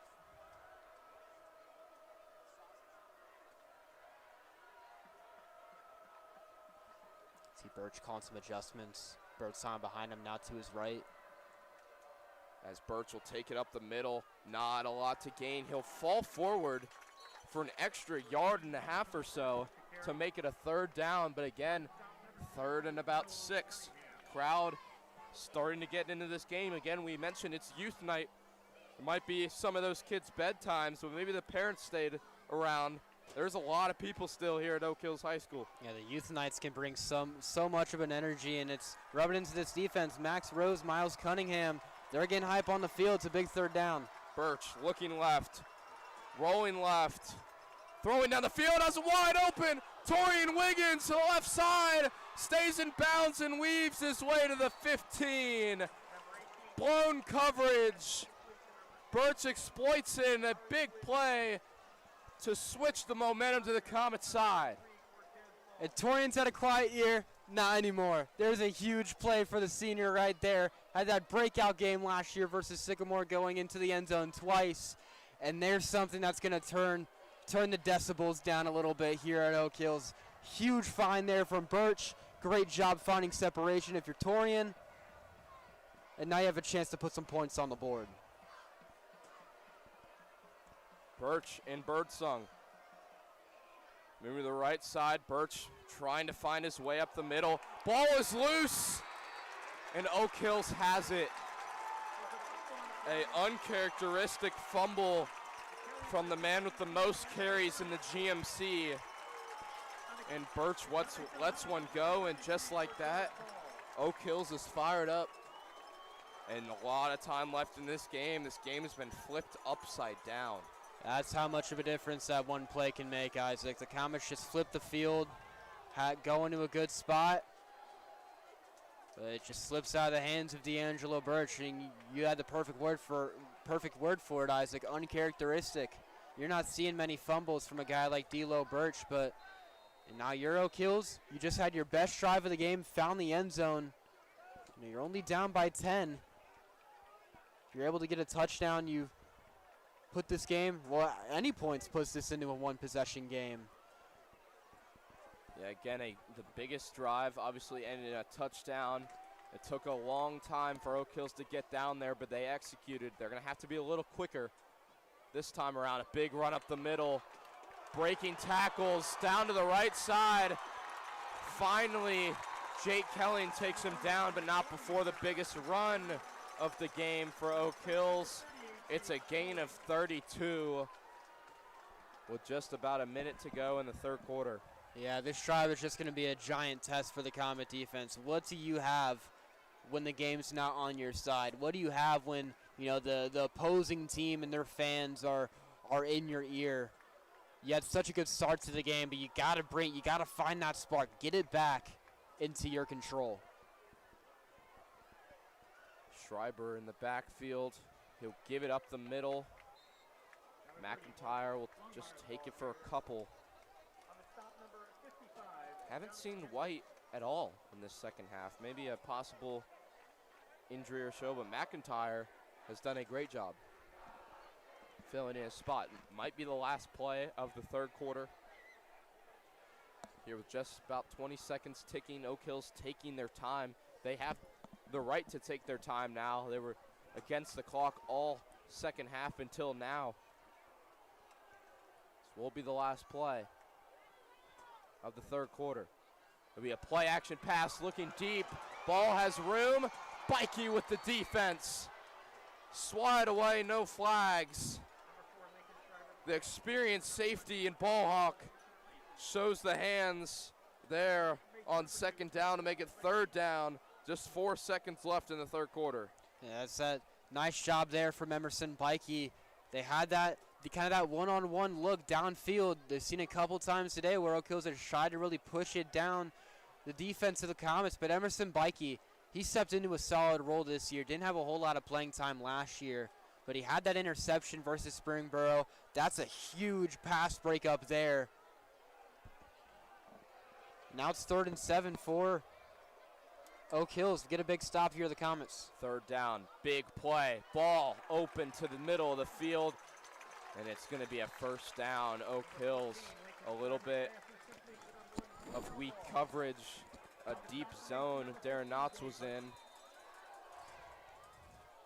And that will take it to the end of the third quarter. Again, thank you to our sponsors for today's action and Reach Cabinets and Remodeling. Oak Hills with an answer. The Comets only up 10 to end the third quarter. We'll be back for fourth quarter action here at Oak Hills High School.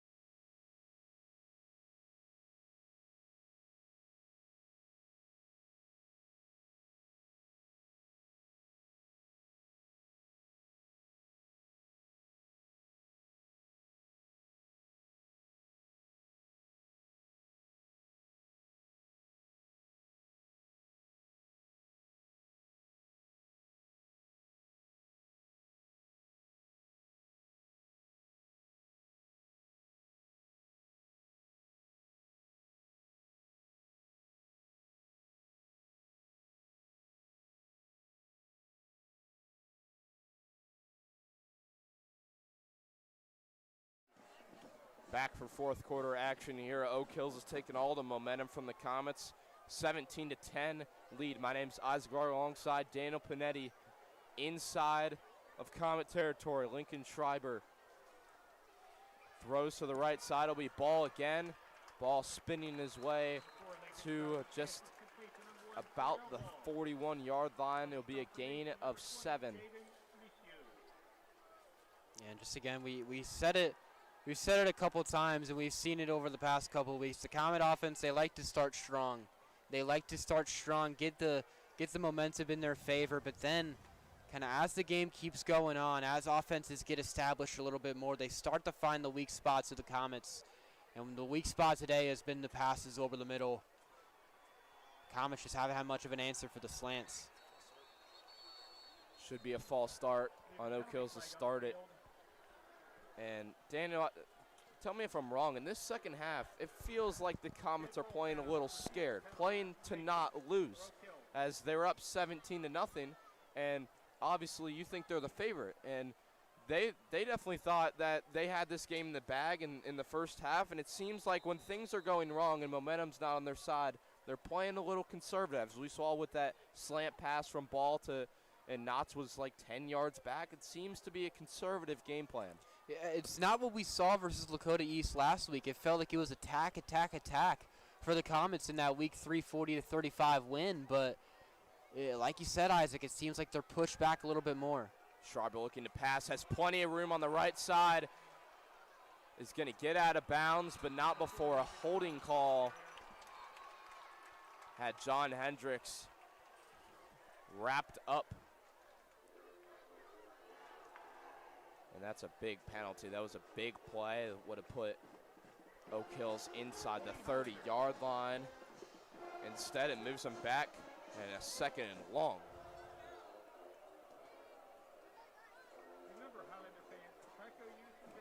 Just about 10:49 to go in the game. Mason trying to go 2-1 in the GMC to start their season.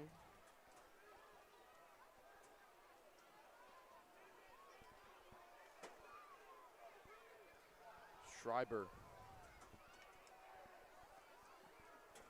has operated this offense at a much higher level.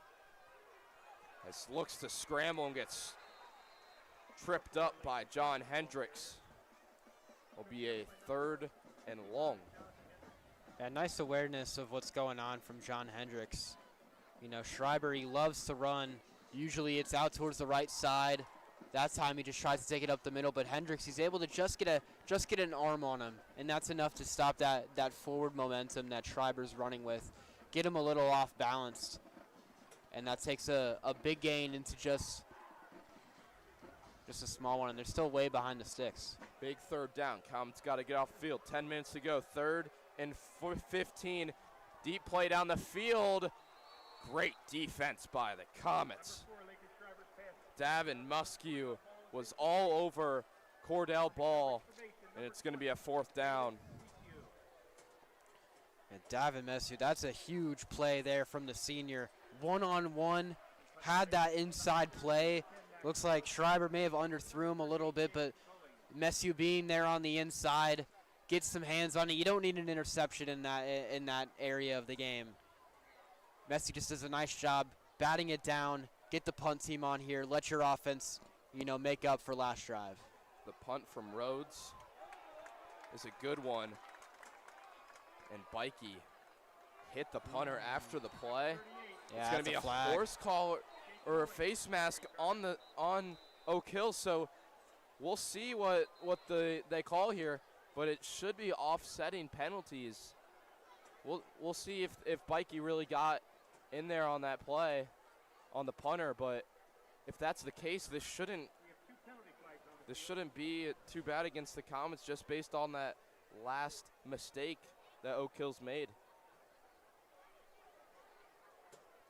Man, how does that change the game? If it's a personal foul, it's an automatic 1st down from Oak Hills. And even if it's not, that could pin the Comets way deeper in their territory. Yeah, it's an offense that's been struggling here in the second half. So having those plays, those sequences like that, they can really haunt a team. Let's see the call. Be a personal foul against the Comets, and then a face mask against Oak Hills. And those penalties will offset Comets with a break. They'll reset the punt. Man, another mistakes you just can't make in this GMC, especially when the team you're playing has all the momentum. You don't need to run into the punter there.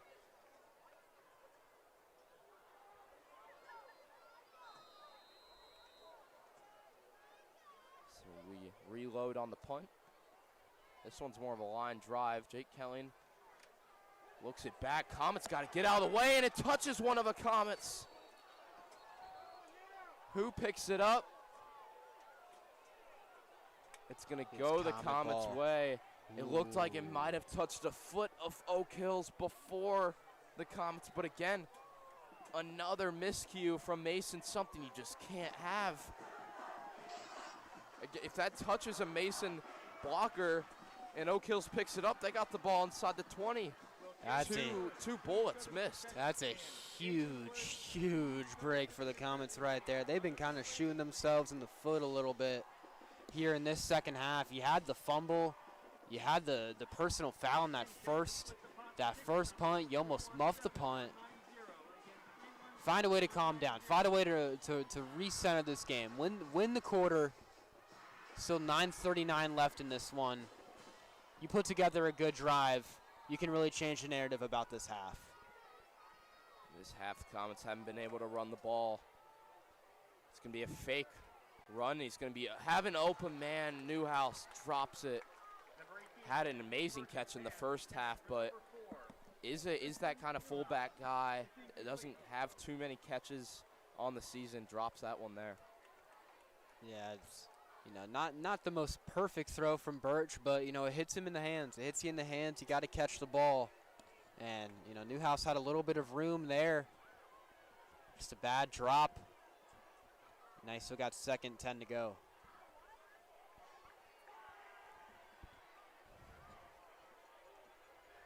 Birch faced the handoff. He'll take it himself. Birch has room to run. Almost gets the first down. And Daniel, you know what I'm interested to see? I'm waiting to see Birch escape one of those holes and get loose because, man, some people don't know the speed this kid has. When he gets loose, there might be a couple safeties that can catch him, but there's not a lot of times where you get a quarterback that has the strength that Birch has, but also the speed at the same time. 3rd and short. Big that the Comets can convert on this 3rd down. They got the big man package in. Bird sung up the middle.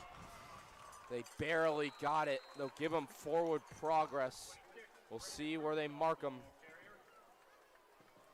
And they'll give him the first down. Comets move the chains. Just under 9 minutes left in the game. Some scores around the GMC. Fairfield beating the struggling Sycamore 20-3. Middletown also beating Coleraine 21-0. But Lakota East, Ryder Hooks again, 51-yard touchdown. They're up 24-14 against the Comets opponents next week. Hamilton in the big one, Princeton 12, Lakota West 3 at the half. Birch unloads deep downfield. Just misses his intended target, Chris Hubbard. Man, we've seen so many times those deep throws. Mostly has been Jamian Martin, but man, misses it there just barely. Yeah, so many times, Isaac, this season. The Comets, they've fired up that big shot, and they're a step away. They're a step shy. Birch throws it about a yard too far. And it shows you that the Comets, they're close on plays like this, but, you're not going to win games by missing deep balls like that. Birch rolls out of the right, lot of red around him. Finds Brown. Brown fighting his way close to the 50. It'll be a first down from the Comets. Man, Alex Brown, those nice hands to just corral the ball there. Yeah, he's been having a big game defensively, and he's starting to make his presence known even more offensively. He had, a nice play in the first half as well, kind of in that tight end spot for the Comets. Be a run just for a couple. And Isaac, they ran the ball there, but what you're seeing this drive, I think the most that you've seen from the Comets this year, they're putting the ball in the air. You're not seeing the Comets on almost all of their drives this year have D'Lo drop back as much as he has been. It's been a couple dropbacks so far this drive. And, you had that nice one to Brown. You had that one where you were so close with Chris Hubbard. And if you're Oak Hill's defense, how frustrating can this drive be? How long it's taking? We're just at 7:30 left in the game, and they're still down 2 possessions. Birch taking it himself, Not a lot of blockers ahead. Good job there from Oak Hills. Fighting still is Birch. He gets just a yard out of it. It'll be a 3rd and long for Mason here. Even if they don't get it, though, still deep in territory that they have a chance for a good play and to pin Oak Hills deep. Just can't make any mistakes.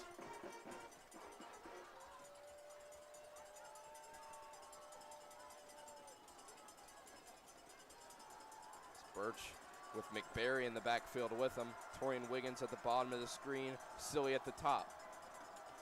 Birch looking to throw. This time he looks towards Torian Wiggins. That's going to be enough for a first down.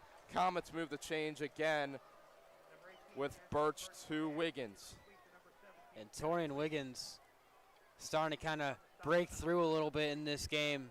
We said he was quiet in the first couple ones. He had that huge play earlier that flipped the Comets field. There's a nice play on 3rd down. He had that big catch on 4th down on the first drive of the game for the Comets, which led to a touchdown. Torian Wiggins, he's that senior kind of captain, keeps the drive alive.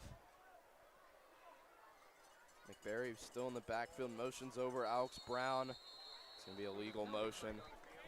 Brown wasn't set.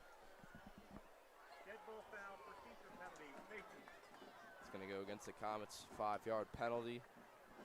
Just 6:30 left, though, in the game.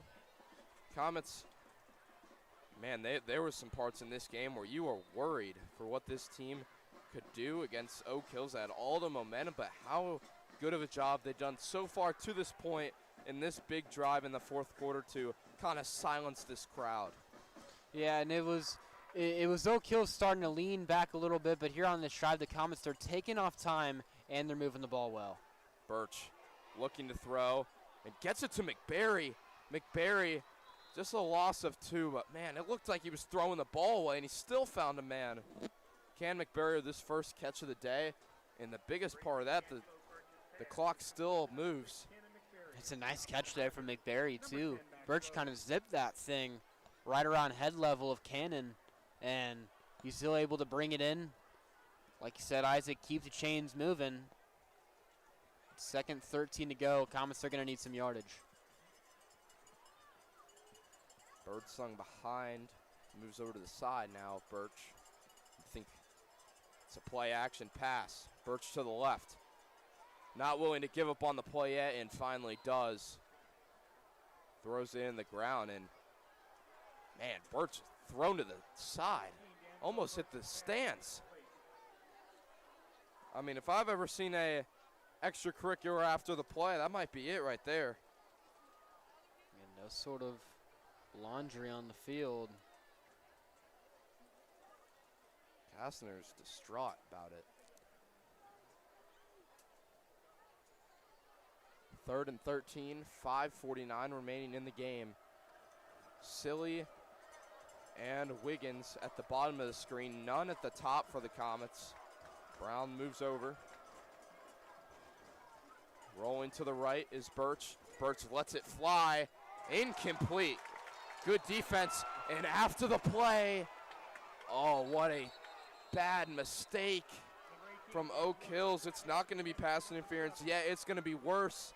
It's going to be an unsportsmanlike conduct on Oak Hills. Oh, man. From Alex Silly.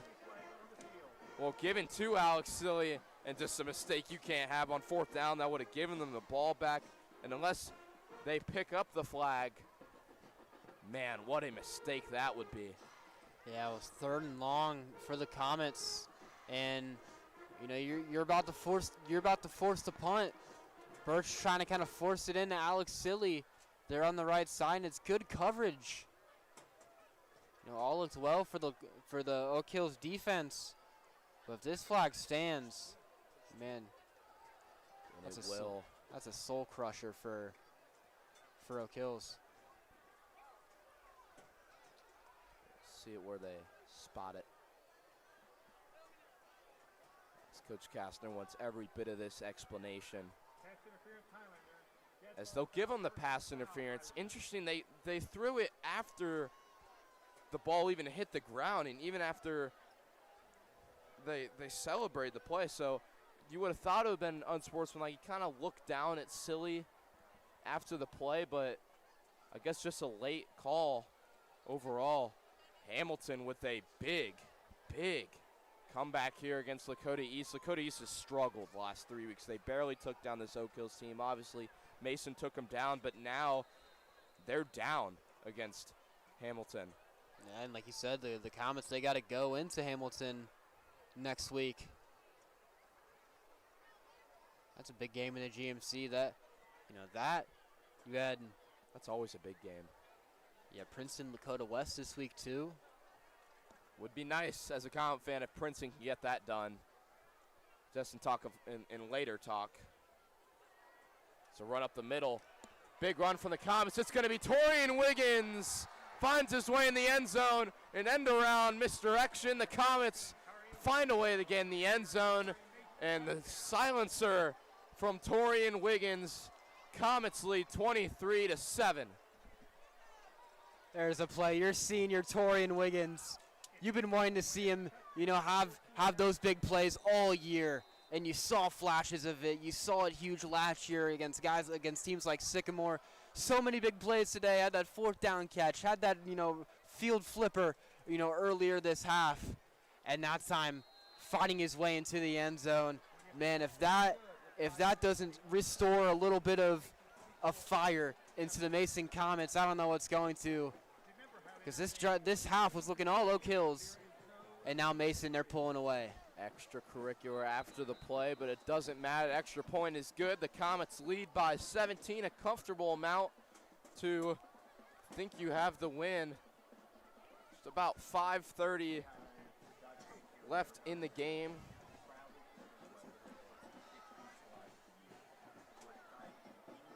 As Oak Hills takes the field here. Just the waiting moments.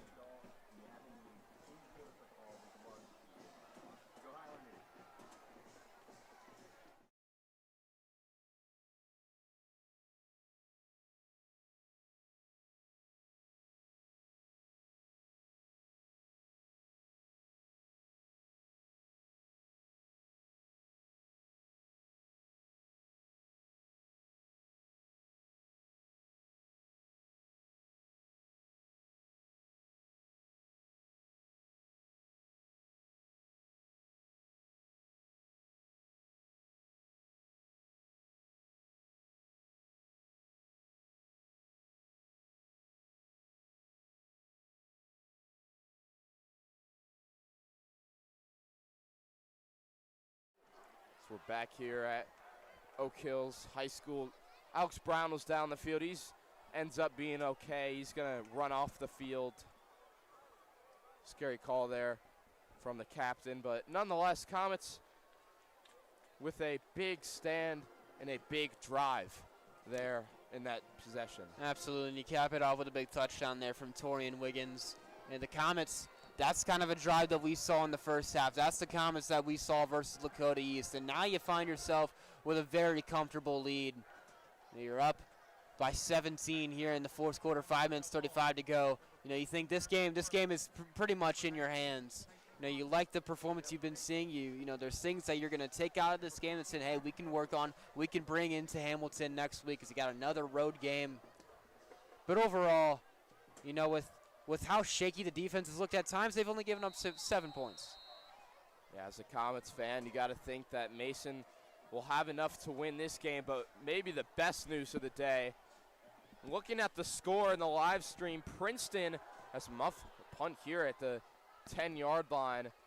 Ball will just take it there at the 12. Princeton leads Lakota West 20-3 in a absolute stunner so far in that game. Still time left, and as a Comet fan, you got to be pretty happy because Lakota West, the only team you lost to in the GMC, and now you think, as we said, we'll take it 1 week at a time. We got Hamilton next week, but we already went through the gauntlet of the GMC, you would think. We've faced Lakota West, we faced Lakota East, and now the only team in our way is Hamilton, of course, who's a tough team, but Princeton is that team. They're going to be the only team besides Middletown that's going to be undefeated if they hang on in that game, and Mason still has Princeton in the homecoming game in 2 weeks from now. And in the GMC, there's no outright favorites. So if Mason takes down Princeton, it would be a three-way tie of the GMC. Yeah, how big is that Week 6 game starting to look right now, especially if the scores stay up? As Schreiber takes it for a first down. Middletown up 24-0 on Colerain. Ever since Coach Tom Boyle has left Colerain and head to Lakota West, some people say that the players are the reason why you got your coaching job, but I really think coaches in this high school space, you can see Tom Bowen has brought Lakota West over top, and ever since he left Colerain, they have not been good. They've been rotating through coaches, and as you see there, Middletown still undefeated in the GMC. Not sure how long we'll see that, but if they're for real, but Mason still has to play Middletown. So there's a lot of situations for this Comet team to find themselves at the top of the GMC. Yeah, you still got plenty of football left to play. You know, we're talking about winning GMCs, winning conferences. It's week 4. You know, you're still at the early part of the season. All the fantasy booking, you know, all of that. You know, you can only predict so much. It's a long season. There's so much that can happen in high school football, especially in the GMC, one of the most prestige conferences. Schreiber down the field. Good coverage there from Bikey. Intended target number 16, Cooper Sweet, had a couple good catches in the third quarter, but locked up there by number 2. And it's a 3rd and 5 with just about 4:20 left. It's just about over. Mason's going to hang on and win this unless some crazy magic I've never seen occurs here at Oak Hills.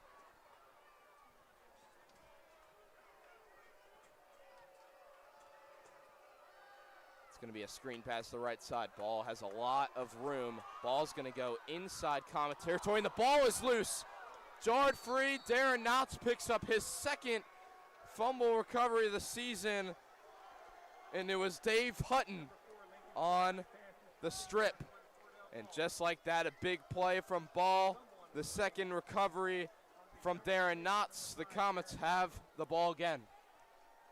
And Isaac, something we forgot to mention earlier. Last year, it was a parade of turnovers for this Oak Hills team against Mason the last 2 years.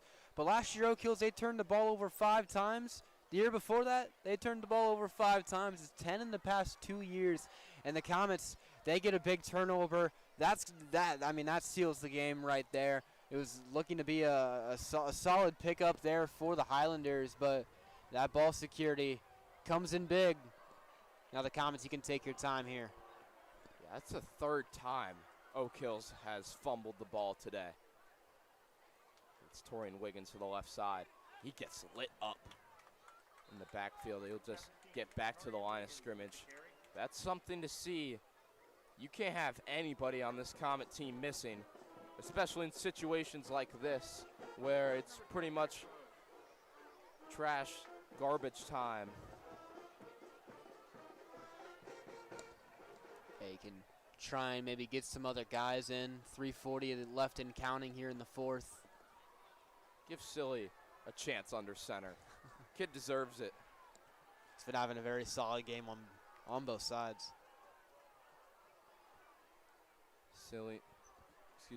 Birch and Birdsong, just be Birdsong here on the left side. He squeaks his way for a couple, just trying to reel that clock back just to about 3 minutes. It'll be a first timeout by Oak Hills here.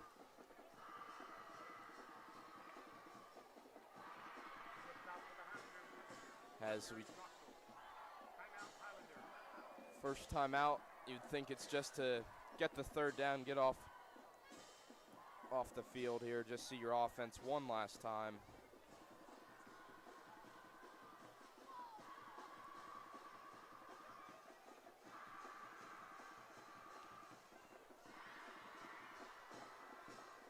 For both teams, as we mentioned before in the broadcast, the Comets will have a ginormous road game against Hamilton, who looks to be close to taking down Lakota East. We'll have to monitor that game as the night goes, but they're up by 3.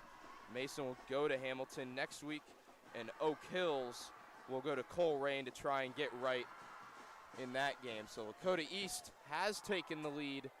They take it by 10 now, just in the second play of the fourth quarter. So Ryder Hooks and company trying to keep their prestige at the top of the GMC. Yeah, but for Oak Hills, they got Coleraine and then Hamilton after that. So still looking for their first win in the GMC.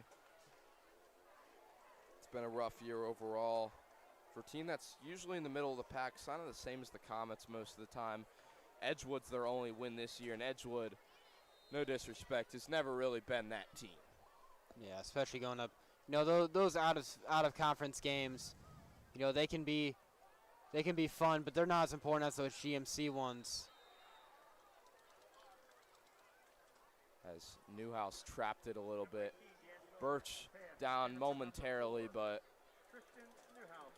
I mean, I've seen Birch play for a long time now, and the way I've never seen this man get hurt ever. And man, he's the guy. You've seen him rush 20 times in a game, and he's down there trying to truck linebackers. And this kid, it usually goes down to your training, and they're going to take him off the field here, and they're going to get a new punter out there. But usually, this kid can never get hurt. He's a strong kid, but he knows how to use his body. Orion Bentley is going to be the guy. His first action of the season. And the punt is a good one. Takes a Mason hop to the 20-yard line. That's a good job there, but questions are on if Birch is okay. We sure hope so. He was just a little wobbly going down to the sideline.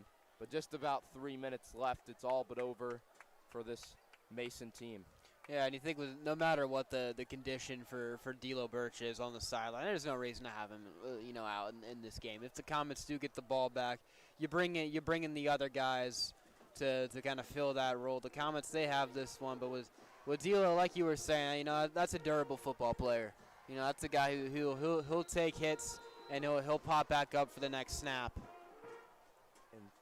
And talking about Birch, he's a guy you're going to want 100%. There's just some miscommunication there from McFarland. He's a guy you're going to need to be 100% because in 2 weeks when you play Princeton, Birch was there for 2 years and they won the GMC both years. And he voluntarily left that program to come back to Mason, who he said, in a quote, is a better school for me. So if you don't think Princeton's coming for D'Lo's head in that game, you'd be sadly mistaken. So that's going to be a thriller, especially if Princeton can hold on and win that game. We've talked about it so many times tonight. But that's even another headline you can have on that sheet there. Yeah, and a nice little thing about that rivalry. Obviously, that's two teams that are going to be going in with so much, driving on that game. But that week one game versus Springboro, the Comets, they were playing the day before Princeton. There were a couple Viking guys showing up for their old quarterback, showing up for their guy D'Lo. So you don't think that there's any bad blood off the field, but you're the Comets. You have a team that's going to know D'Lo very well. A team that's probably going to know D'Lo more than you might even, with the 2 years that he had there. And it's pretty funny as well. D'Lo's first year as a freshman, the reason he left Mason is because he didn't get that starting job freshman year. It was Quinn Brown that took that job over him, and he wasn't very happy with the Coach Kastner. But obviously things came back, and D'Lo's very happy with where he's at right now. Injury timeout for Oak Hills, just about 2:48 remaining in the game. And we're going to, just for the injury, we're going to take this to a short break. Stay tuned as we come back here on Mason Sports Radio.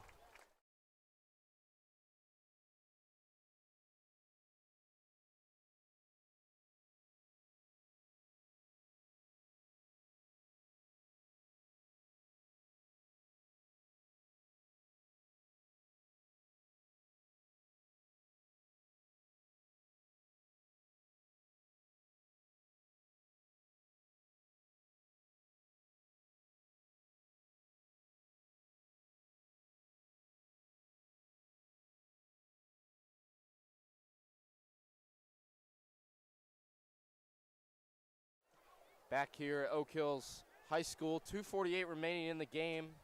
Oak Hills has the ball 3rd and short as Hamilton gets a quick score against Lakota East. That to pitch to the right side. Big play there from McFarland to the right side. Number 14, Eric McFarland with As the carry. Lakota East now leads Hamilton 31-27. How about that game? What a game that is. Oh, the past couple games for Lakota East. I mean, some absolute going through nail it. biters. Yeah. He had 40 to 35 for the Comets last year. Now another nail biter versus Hamilton.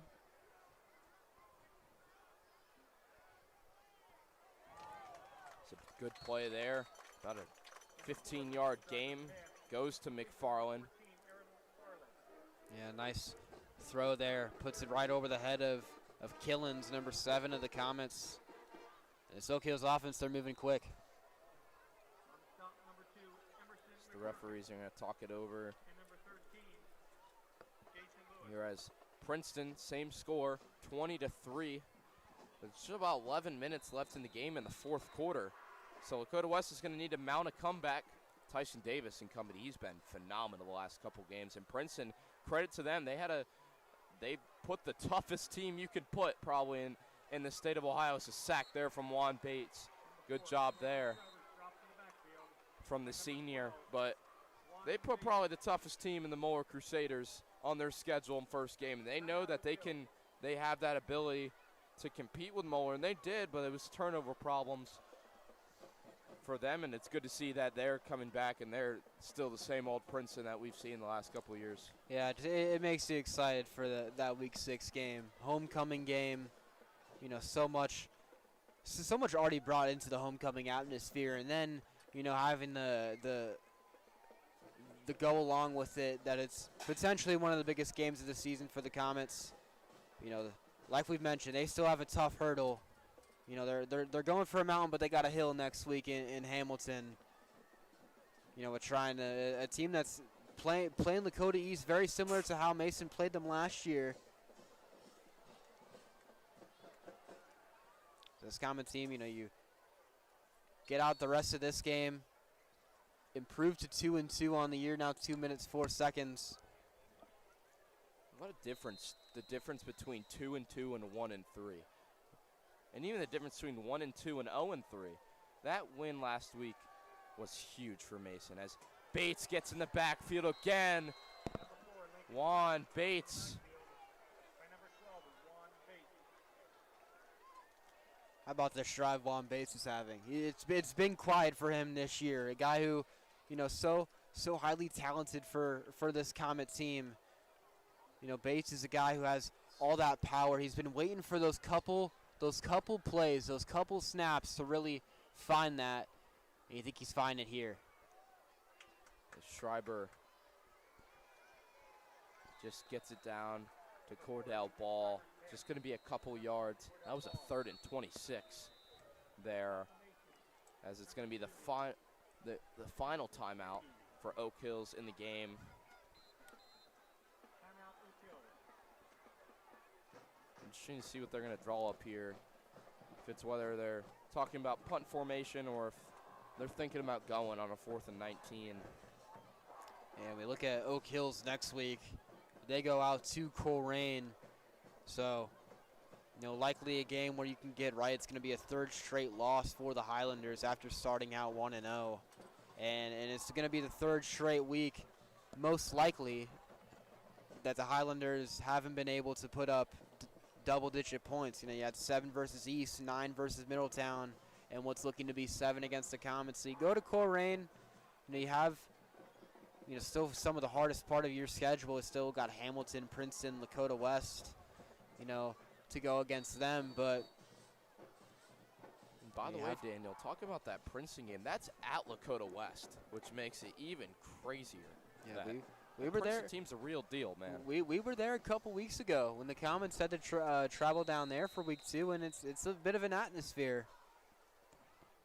Schreiber looks back to pass. He'll go deep downfield and has a man. It's McFarland. And Oak Hills gets into the end zone for a touchdown. Comets were beat over top. Jake Kelly couldn't get there in time. McFarland having himself a game quietly at the wideout position. I mean, talk about an announcer jinx. Bringing Yeah. up to double digits, and they go right down. What a throw from Schreiber. I mean, that is just a textbook deep ball right there for Oak Hills.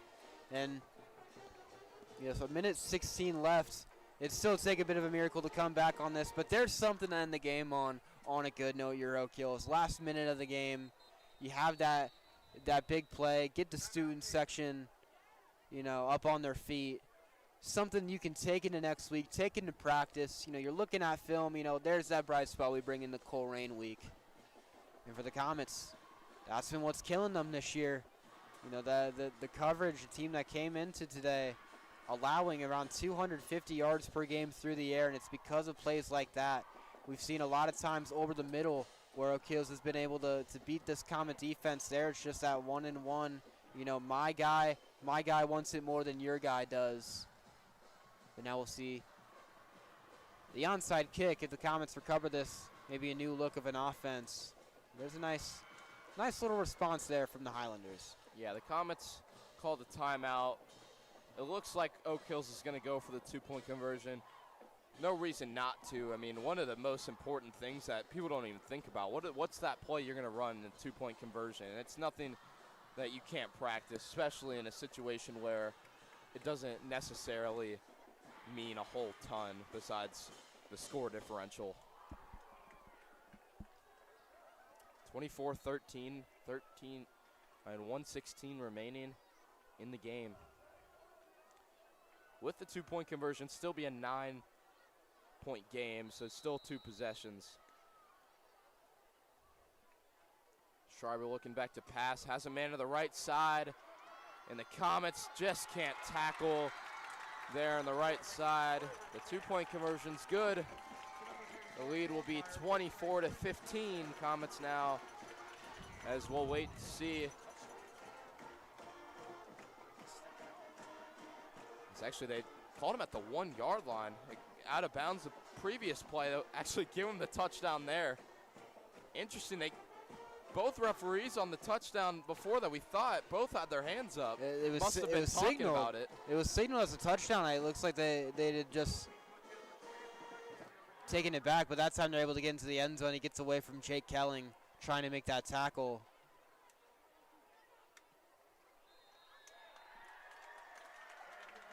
So now it'll be 24-14. Excuse us there. Just about minute 9 seconds. You'd only think an onside kick here from Oak Hills just to see if they can get any points back. It's all you can do if you're the Highlanders. Just put down an onside kick, try to get the ball back, and do exactly what you did to find, McFarland. But you're the Comets. Put the hands team out there. Get the onside kick because you know it's coming.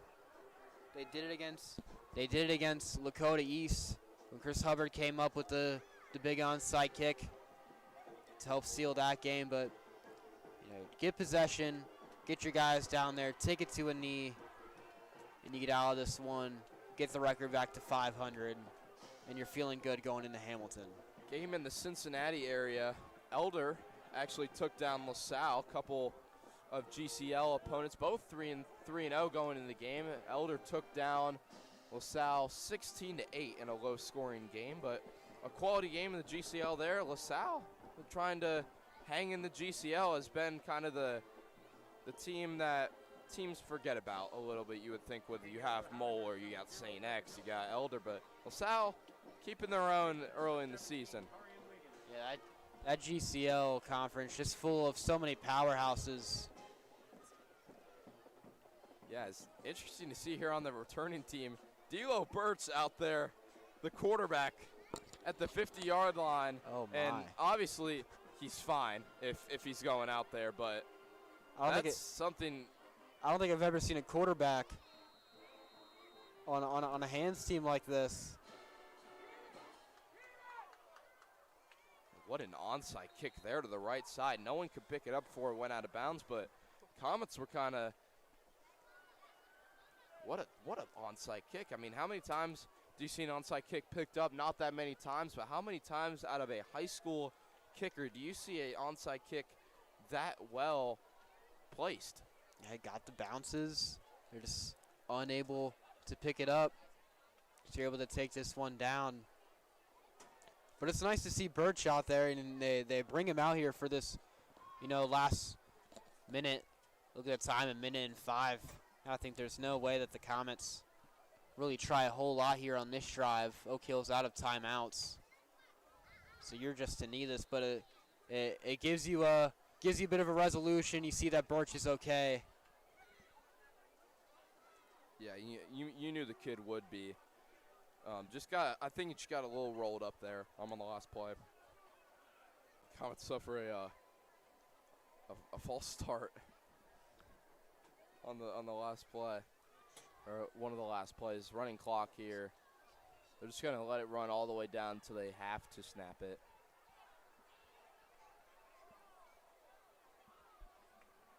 Clock ticking to 35 seconds as Comets will down it here.